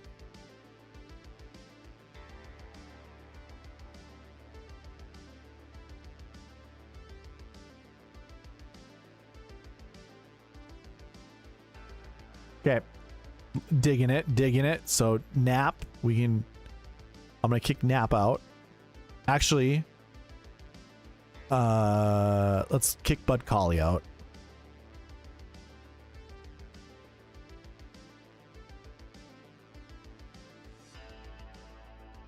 The duration is 365 days, Byron, and it's static. All my lead-in stats currently, and I could update this. So, okay. You see my cheat sheet? It says last year, 7 weeks, last week. I can create 7 weeks. I can't do rounds. I'm not going to do rounds, but I could do something like 7 weeks. Capture a time frame. I'm not going to capture rounds. I don't care about rounds.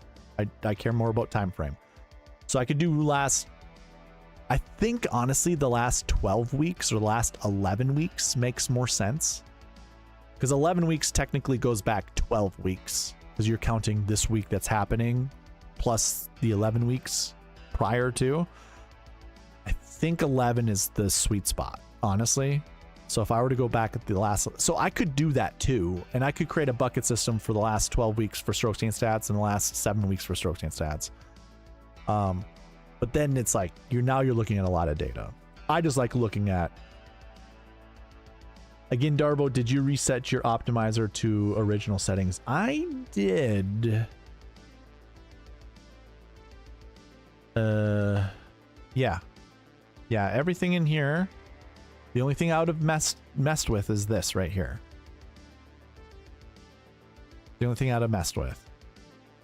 Yeah, everything... Oh my God. Why is that a 2? Why does that keep showing up as a 2?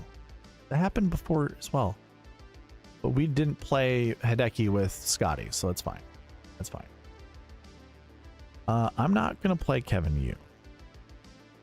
That ain't happening. Every lineup should start from neutral.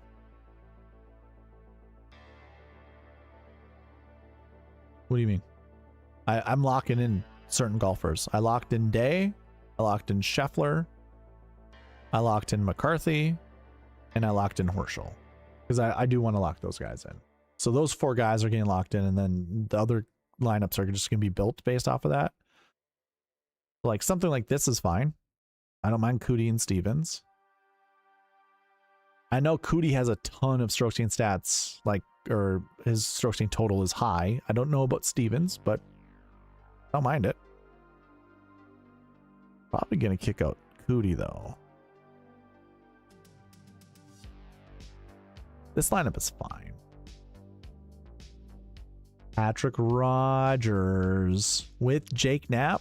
I mean, that's fine, too.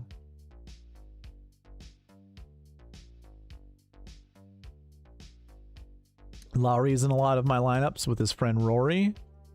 Wheels up like Fox. I do like Fox too. To go with Scottie. Oh, wait, hold on. I just read Byron's message. Darbo's secret addiction is telling people why Scottie is #1 in the world while being the unanimous world #1. That's right. We're in overtime now because you spent an hour if Scottie got one more birdie, but I understand you were correct. What are your thoughts on Scottie on POA? I think it's fine. I don't think POA at this course is going to really matter that much for Scottie.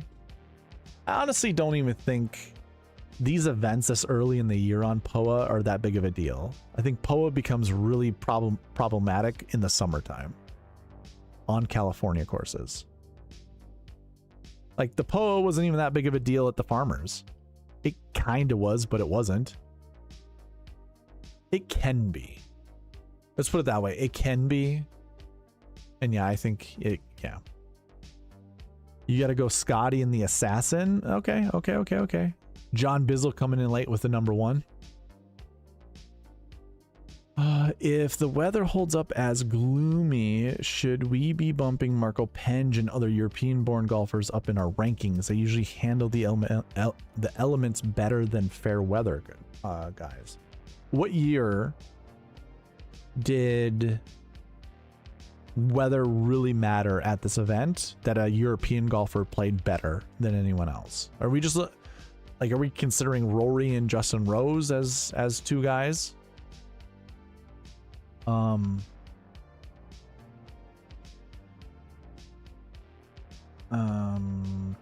Scottie and the Assassin. Yeah, I actually kind of agree with you. So maybe it's not Denny McCarthy and instead it's Rio.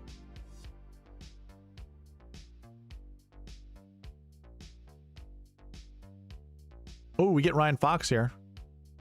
This one's fine. I think I gotta have Jake Knapp in there. This is either going to be like 2 8K golfers or maybe Ryan Fox just get the boot.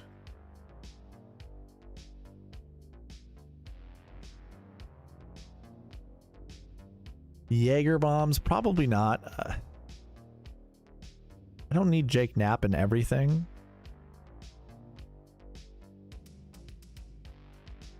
You know what? I could actually stretch up. What was my 8K range to look at? Because Day was like cutting it close. So I could do Cam Young. 8,100 is too cheap. Sam Burns is too cheap. Bobby Mack. I can play every one of these guys except for Cantley, probably. And Cantley would probably be the choice. I'm going to actually leave it like this. I don't even have to choose anybody. Let's just have the optimizer do whatever. So it's a bunch of 7s, a 10, 3 7s, and 2 6s. That's fine. If I make it choose an 8K golfer, what does it do? Goes with Bobby Mack. And then Jake Knapp and Corey Connors, which is fantastic. Jake Knapp is just showing up everywhere. Let's kick him out, though. I want to see something else. Fowler. I could do Fowler and this lineup here is maybe one of my favorites tonight. Burnsy into Fowler, Gerard.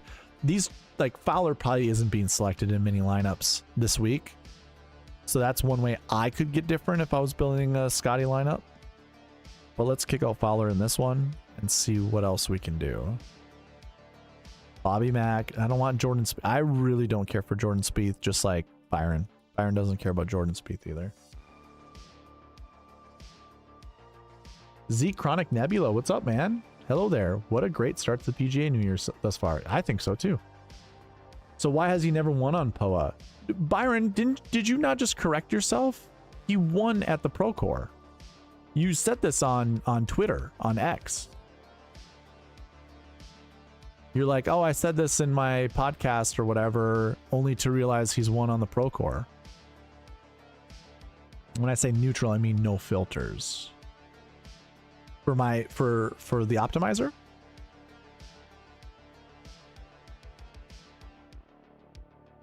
Can you, Jim, I guess I don't understand. Clark would never have won if round 4 wasn't canceled. Scottie Scheffler would have won that year. 100%. Rory McIlroy, Tommy Fleetwood, Shane Lowry, Ryan Fox, Corey interest me.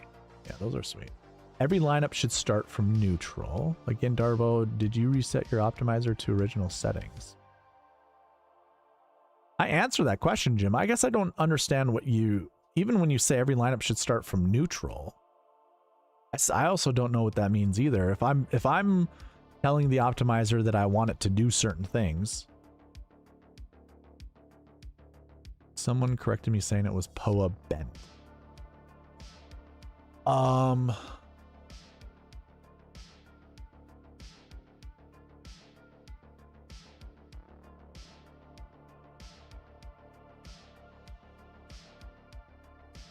boy, it's thinking. Everything is thinking.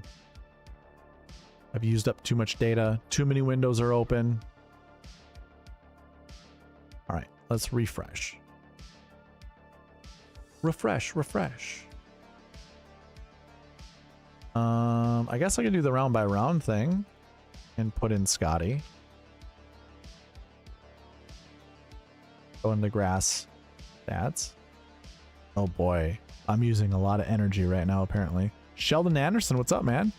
Who would you pick in one and done? I'm either... Jim is talking about player exposure. Who would you pick in one and done?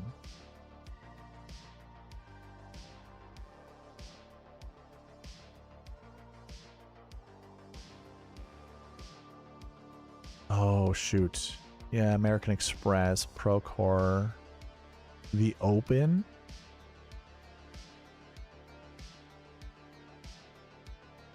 We're kind of talking about California POA then, right? That's the real POA. How would I find that?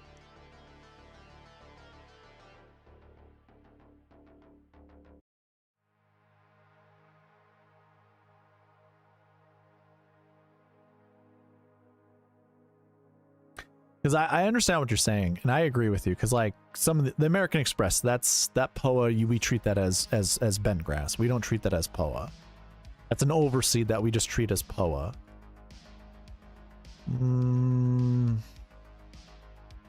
I don't have. Let's go no with overseed. That should get rid of some of the other ones. And Travelers, I don't treat that as normal POA, but I mean this.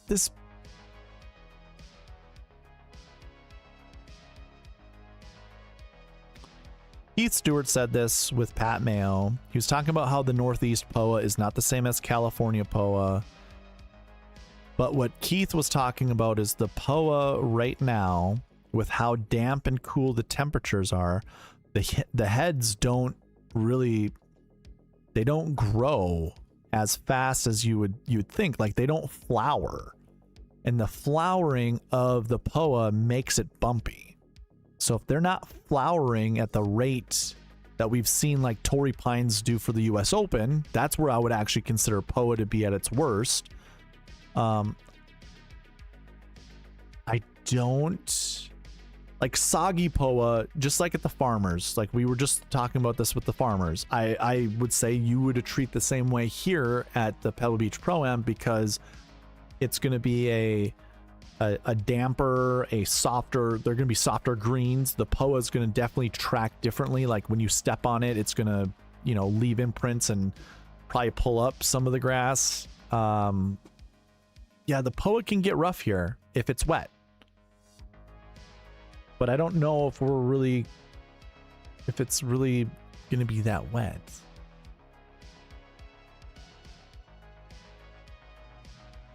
Sheldon, who would I pick in a one and done?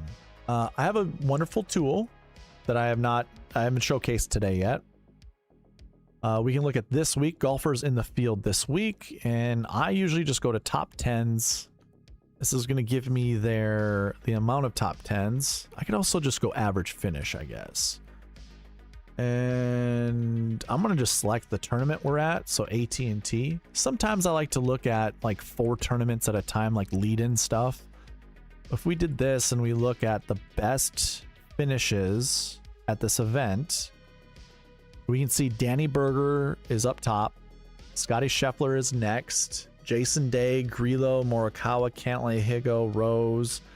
I mean, I honestly I'd feel comfortable choosing Day this week. I do like Day quite a bit. Here's one thing I'm concerned about with Berger. At the WM Phoenix Open, he was taking really deep divots, and he was even shaking off his wrist, the same wrist that he's had surgery on. I have always been kind of a proponent. You don't play Berger back-to-back weeks. I think he's going to do well here. I don't think he's going to win. And I just don't like it. I don't trust it. We could look at top 10 percentage at this event. Again, we're only looking at the AT&T Pebble Beach Pro-Am of golfers in this field. Berger has a 100% top 10 rate. I didn't even know that. Jason Day is at 66.67. And if you want to know what these numbers look like, you could go to historical stats. And this is an order of salary, just so you know, so you can scroll down to where Berger is. I have Berger with a total of 3 events played here. And in those 3 events, he's got his top 10 rate is 100%. Day has 12. I got him down for 12 events. Is that correct? Yeah, dude, I guess I have data that long. Holy shit. We could also use the cheat sheet, course history. Just do this, and then we can sort course history top to bottom. Here's Jason Day right here. Oh my God. If I use the little scroll bar here, look at his finishes. 6, 64, 4, 11, 5, 2, 4, 4, 7, 24, 6, 13. Holy shiza. Wow. Danny Bergs. 1st in 2021, 5th in 2020, 10th in 2015. He's got injury issues, and then he wasn't invited to the signature event. Berger season, yeah. Do you think a Scottie line is a must this weekend? Brody Talks Hockey. What's going on, Brody Talks Hockey? First time in the chat. I like seeing new people. Yeah, I was on a soapbox earlier, Brody, talking about how Scottie's going to win this tournament. And he was one birdie away from being a GP he was one birdie away last week of having a GPP winning lineup beat any other lineup. So yeah, I'm gonna be on this soapbox this whole season. I think Scottie gets to 8+ wins. I was hoping he was gonna get to 10 wins, but without winning last week, I don't know if he can do it. So if he's gonna get to eight wins, he's got to win this week, and I think he's going to. Berger hasn't played here in 4 years. That's what I'm seeing too, Jim. 2025, 24, 23, 22. Has not played here for 4 years.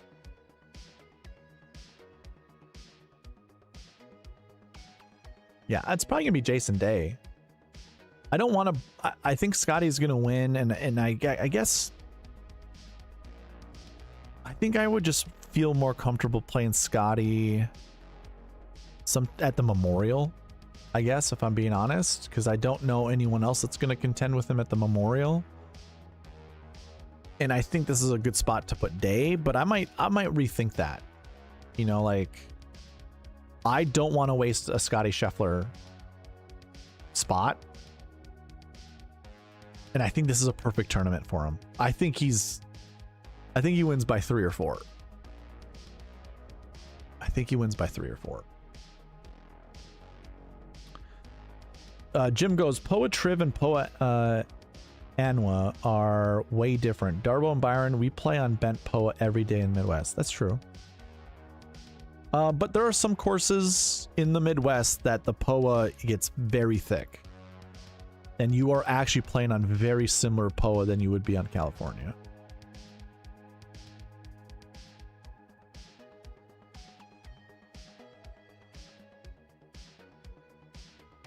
Brew Poa.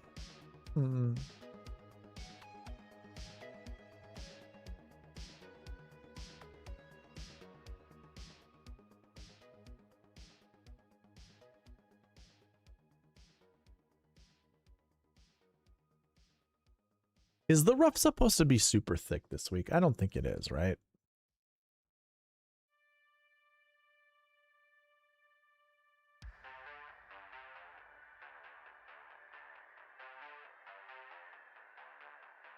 I think it's just 2 inches. Golf course. 2 inches, yeah. I'm not worried about Scottie spraying the ball all over the place either.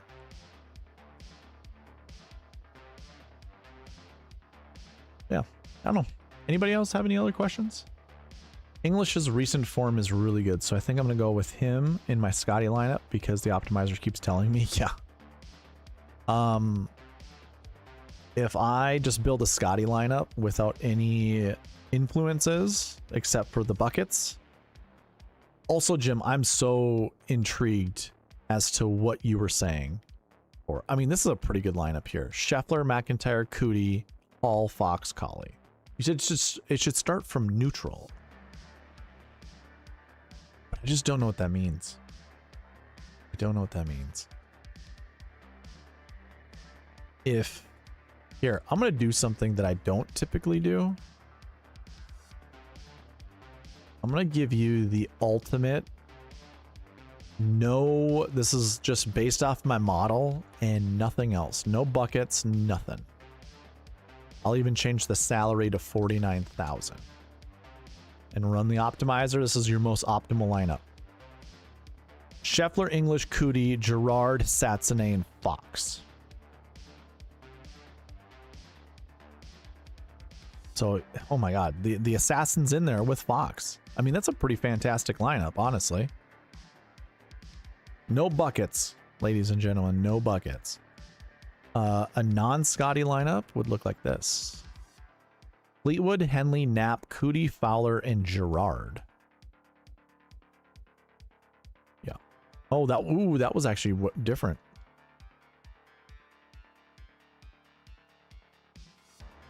First in the 9K range. Look at this balance build. Henley, Goddard, McIntyre, Knapp, English, and Cootie. So if you are not playing Scottie, you are living in a balanced life. Fox. Fox is a good value. Day is a great one and done. Save Rose for PGA at Aronimic. Yeah, I don't mind that. Us musicians smoke the grass. English recent form is really good, so I think I'm gonna go with him. Yeah, I read that one. Okay.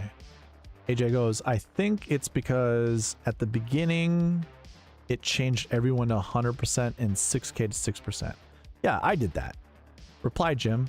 I think he's saying that after you save it, limits the amount of times you draft someone if you already drafted him already a bunch. Oh.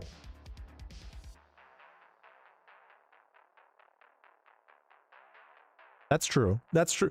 Jim, okay. If that's true with the 6Ks being 6%, I did that on purpose because otherwise we just wouldn't see unique lineups. And so it was not coming from a place of neutrality.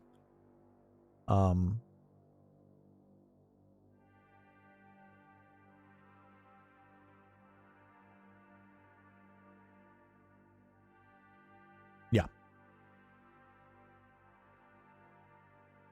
Okay. I did that on purpose though, Jim.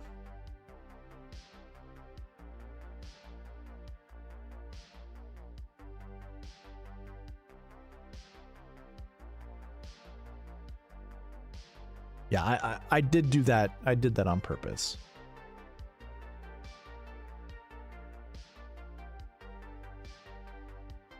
But I get what you're saying. I understand. Brody Talks Hockey. Appreciate the insight and glad I stumbled upon your stuff. I'm a huge DK PGA fan. I played Fox last week and he's rolling it very well. I watched him and I was impressed. The only thing I will say about Ryan Fox this week is for how fast he plays, he's going to drive himself crazy with how slow it's going to be. Like, he literally cannot wait to go. Like, there were times where the broadcast was talking about the last person's shot, like the ball was just landing on the green, and they panned over to Ryan Fox, and he'd already hit a shot. And they're like, oh, well, he doesn't like to wait around. Ha ha ha ha ha ha. You know, if that's, you know, fast players like to play fast and they hate playing slow. Maybe make a lineup with guys who chase a Scottie last year in tournaments like Clark and Stevens, like guys who contended for second and hung in there with him.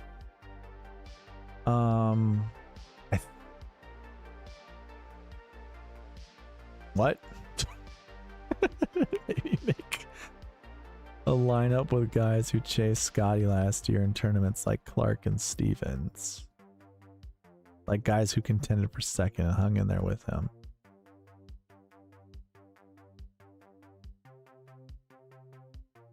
Like in the same group? Are we talking about the same group? How many likes did we get? How many likes are we at? 17. Almost.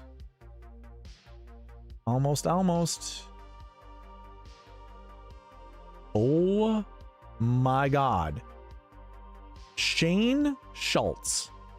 Shane, are you in the chat right now? Shane Schultz. I'm going to shout you out if you're in the chat right now.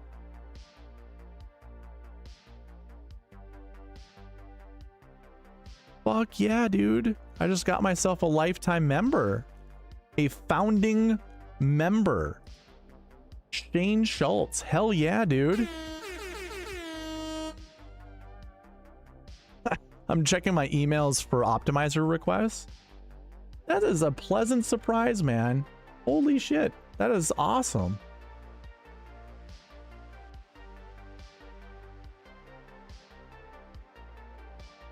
I see that completely might be a fade. Got her up, great value, but I'm scared because I feel there's no shot he'll win a third tourney this year, and I feel ownership will be high. Yeah, that's a weird one. I was listening to Pat Mayo and Blickel, Alex Blickel, talk about exposures or just ownership. Here's the thing. I'm going to ask each and every one of you. Do you think most golfers, and this will be a two-parter. One, do you think most golfers play good enough after a win to be rosterable in another winning GPP winning lineup? And then do you think Goddard can be good enough to be in a GPP winning lineup 2 weeks in a row?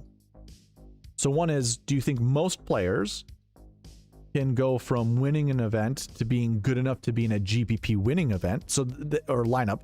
They don't have to win a second event. They just have to show up like second, third, fourth, fifth, or whatever. And then that second part is, do you think Goddard could do that? For me personally, I think most golfers can't do that. And I'm even like including Rory McIlroy in that mix. Like Scottie can, but I don't think McIlroy could. I'm sorry, I don't mean McIlroy could.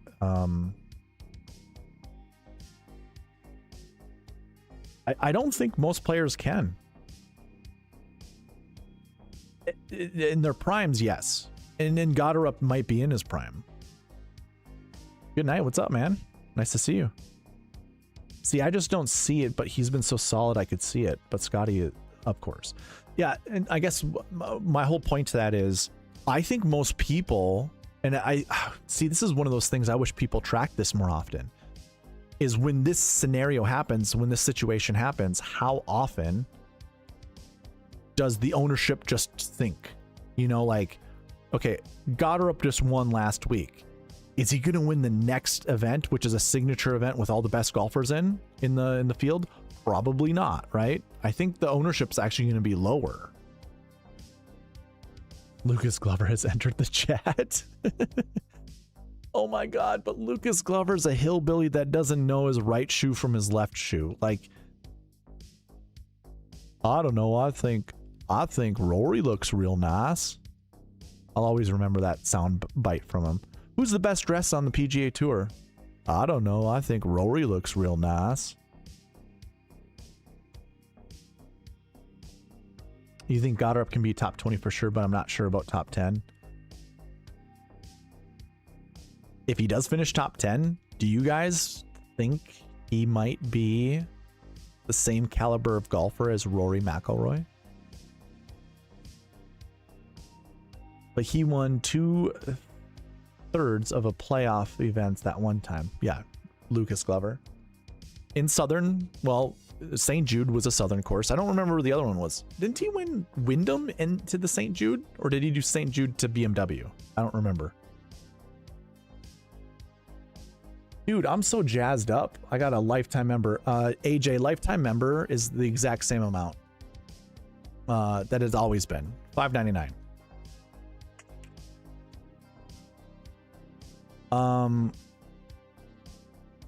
I haven't been able to commit to this. This is very true, by the way. Provide input for the website. I had a member add this right here: total ownership for each lineup that I capture. So for the SweetSpot Optimal, the GPP winner, and Optimal, he wanted to see this right here. So he asked me if I could put this in there, and I said, yeah, I'll work on it. Obviously, I had a lot of other things to do, but I finally put it in there. This was a founding member's request to add total ownership percentage. Yeah, $5.99. And I mean, I'm not done building all. I'm going to put an optimizer in here eventually. It's the next thing I got to learn to do.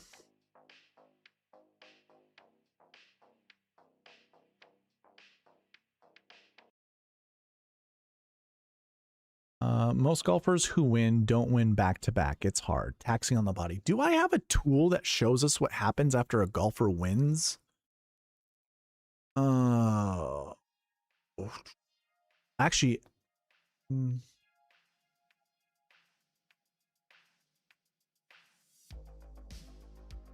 damn, I wish. Don't think I do.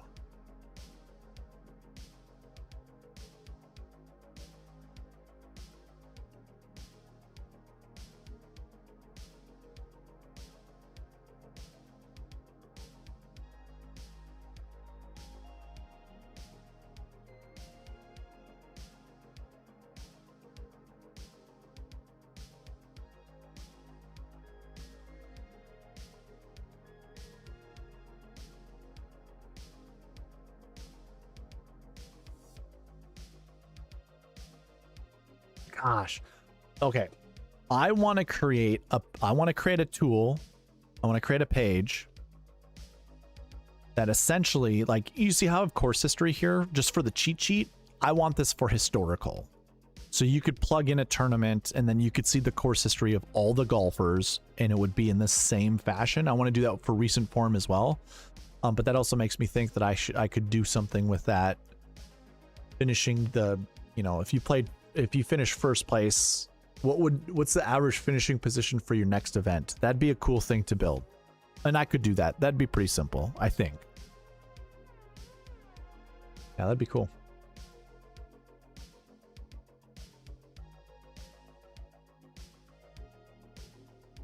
Can't stand Rory. I don't think he has that great of a personality. Or I don't think he's that great personally. When he plays bad, he acts like a little kid. You know what's funny? I got reminded that that's also how Scottie Scheffler acts too. And we kind of saw that at the WM Phoenix Open. Byron says, chat, I'm out of here. I'm old now and need my sleep. Keep crushing, Darbo. Thanks, man. I'm also old and I'm getting tired, but we got new people in here like Brody Talks Hockey. And I haven't seen him post in a while, but we just had Chronic Nebula in here. I don't know if he's still in here. And then we also had Sheldon Anderson.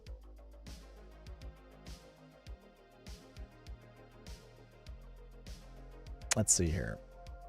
Can I build one more solid Scottie line? Scottie, yes.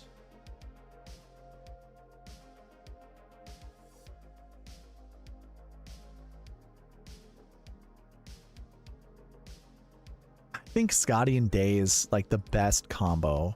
You can build such good lineups.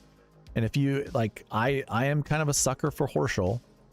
If I wouldn't Horschel, what was Fox's? Do we remember what Fox's stroke gain stats were?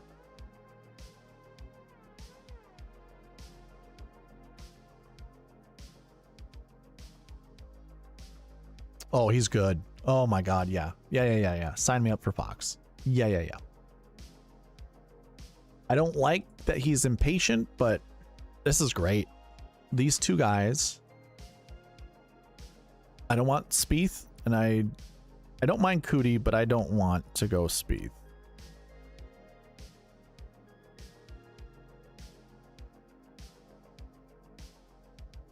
Nebula's still here. Awesome.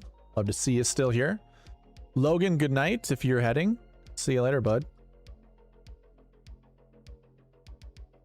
What does a golfer do after they win? They party. Next day equals hangover. That's true, man. But Byron and I will tell you, we play pretty good hungover. Jim, good luck to you too. Sweet Spot Society. Hell yeah, brother.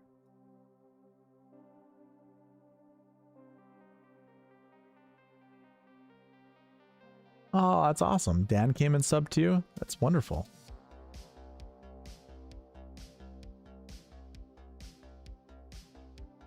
Chat has been on fire tonight. Or chat has been on fire tonight. I don't think we've gone this long since a major. Yeah, I know, man. If people are in here chatting with me, I'll chat back. I got no issue with that. Yeah, so a lineup like this I really like. I like something like this. Oh man, can I put Lowry in here? I think Lowry added to this is pretty good. Yeah, you can do Lowry with Connors. Lovely. Let's go no and no to Nap. Did I do Burger? Can I do 2 AKs? I sure as hell can. Yeah, absolutely. And I could put Burns in there maybe? Can I put Burns in there? Oh yeah. Oh shoot. I don't have the buckets in. Dang it. Dang it. I got too excited there. Can we do this? Will it let me? So I have to put Sam Stevens in instead of Corey Connors, which is fine. If I kick out Stevens, can I still...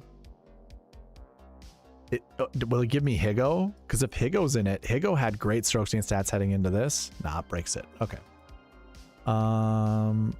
Let me see what Burger does with the buckets. These are with the buckets now. Still breaks. Does Stevens allow me? Can I do this with Stevens? Okay, so Stevens is a glue piece for these other guys. Darn. Does Lowry work still? I can do Lowry with Connors. Okay. Interesting. I can't do 2 8Ks without it breaking. Straka, I think, is a good choice too. What happens if I do Straka? Do I get like another 7K golfer that's a little bit more expensive? Now we still go with Corey Connors, which is fine. I kind of like this, honestly.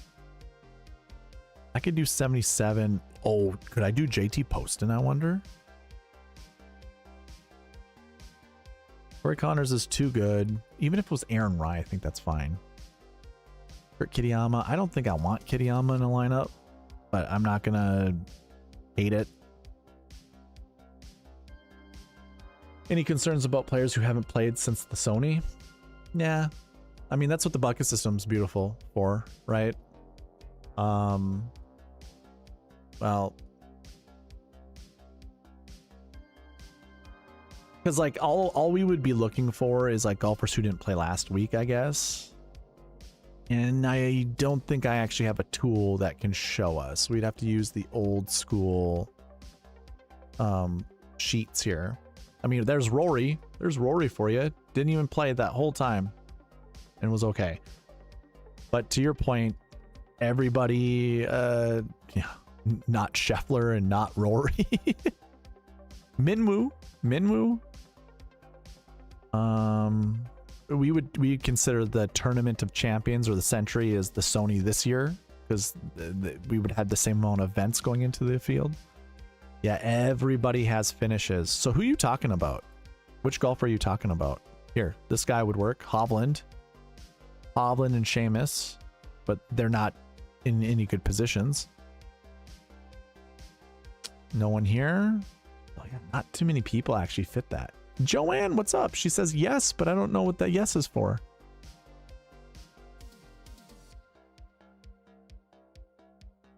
I like Henny, but he hasn't played since Sony. Oh, I see.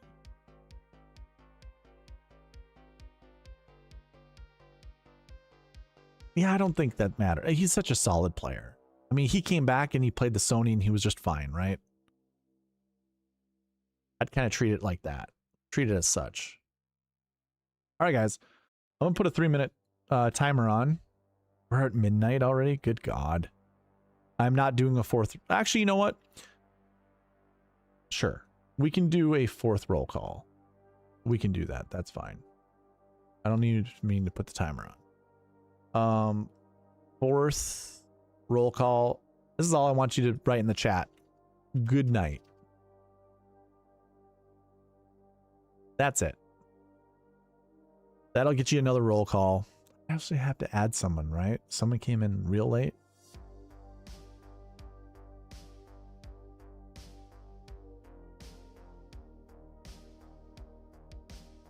Someone come in and I already added I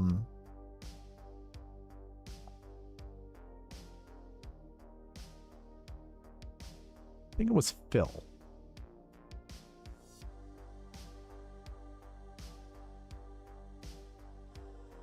John Bizzle. John Bizzle was late to the party. Or was he? Yeah. It was after I Am Jelly. So you'd been here. I knew it.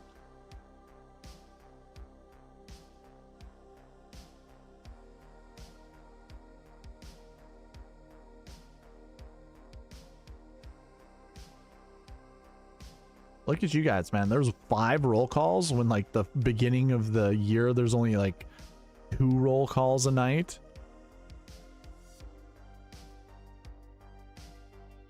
Do lifetime memberships get automatic roll calls? No, because like I need you to participate.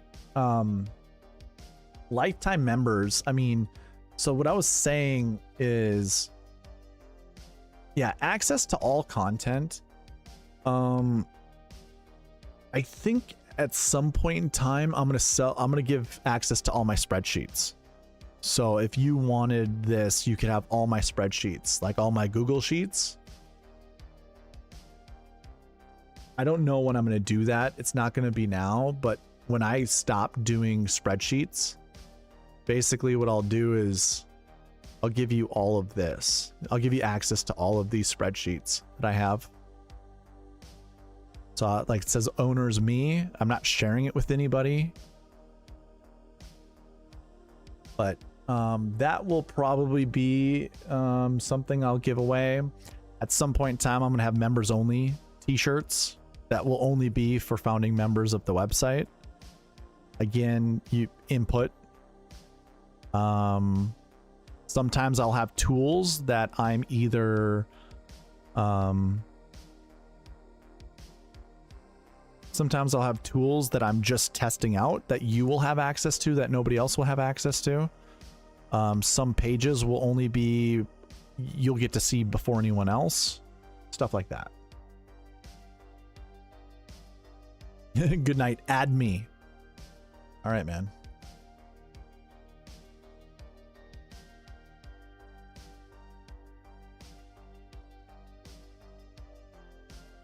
All right.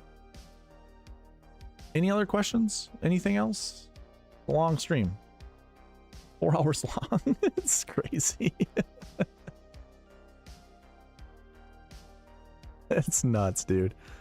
If I had to go in the office tomorrow, I would not have been up this late, but I had to go in the office today. Joanne, I'll see you tomorrow night. Thank you for being in the chat this whole time.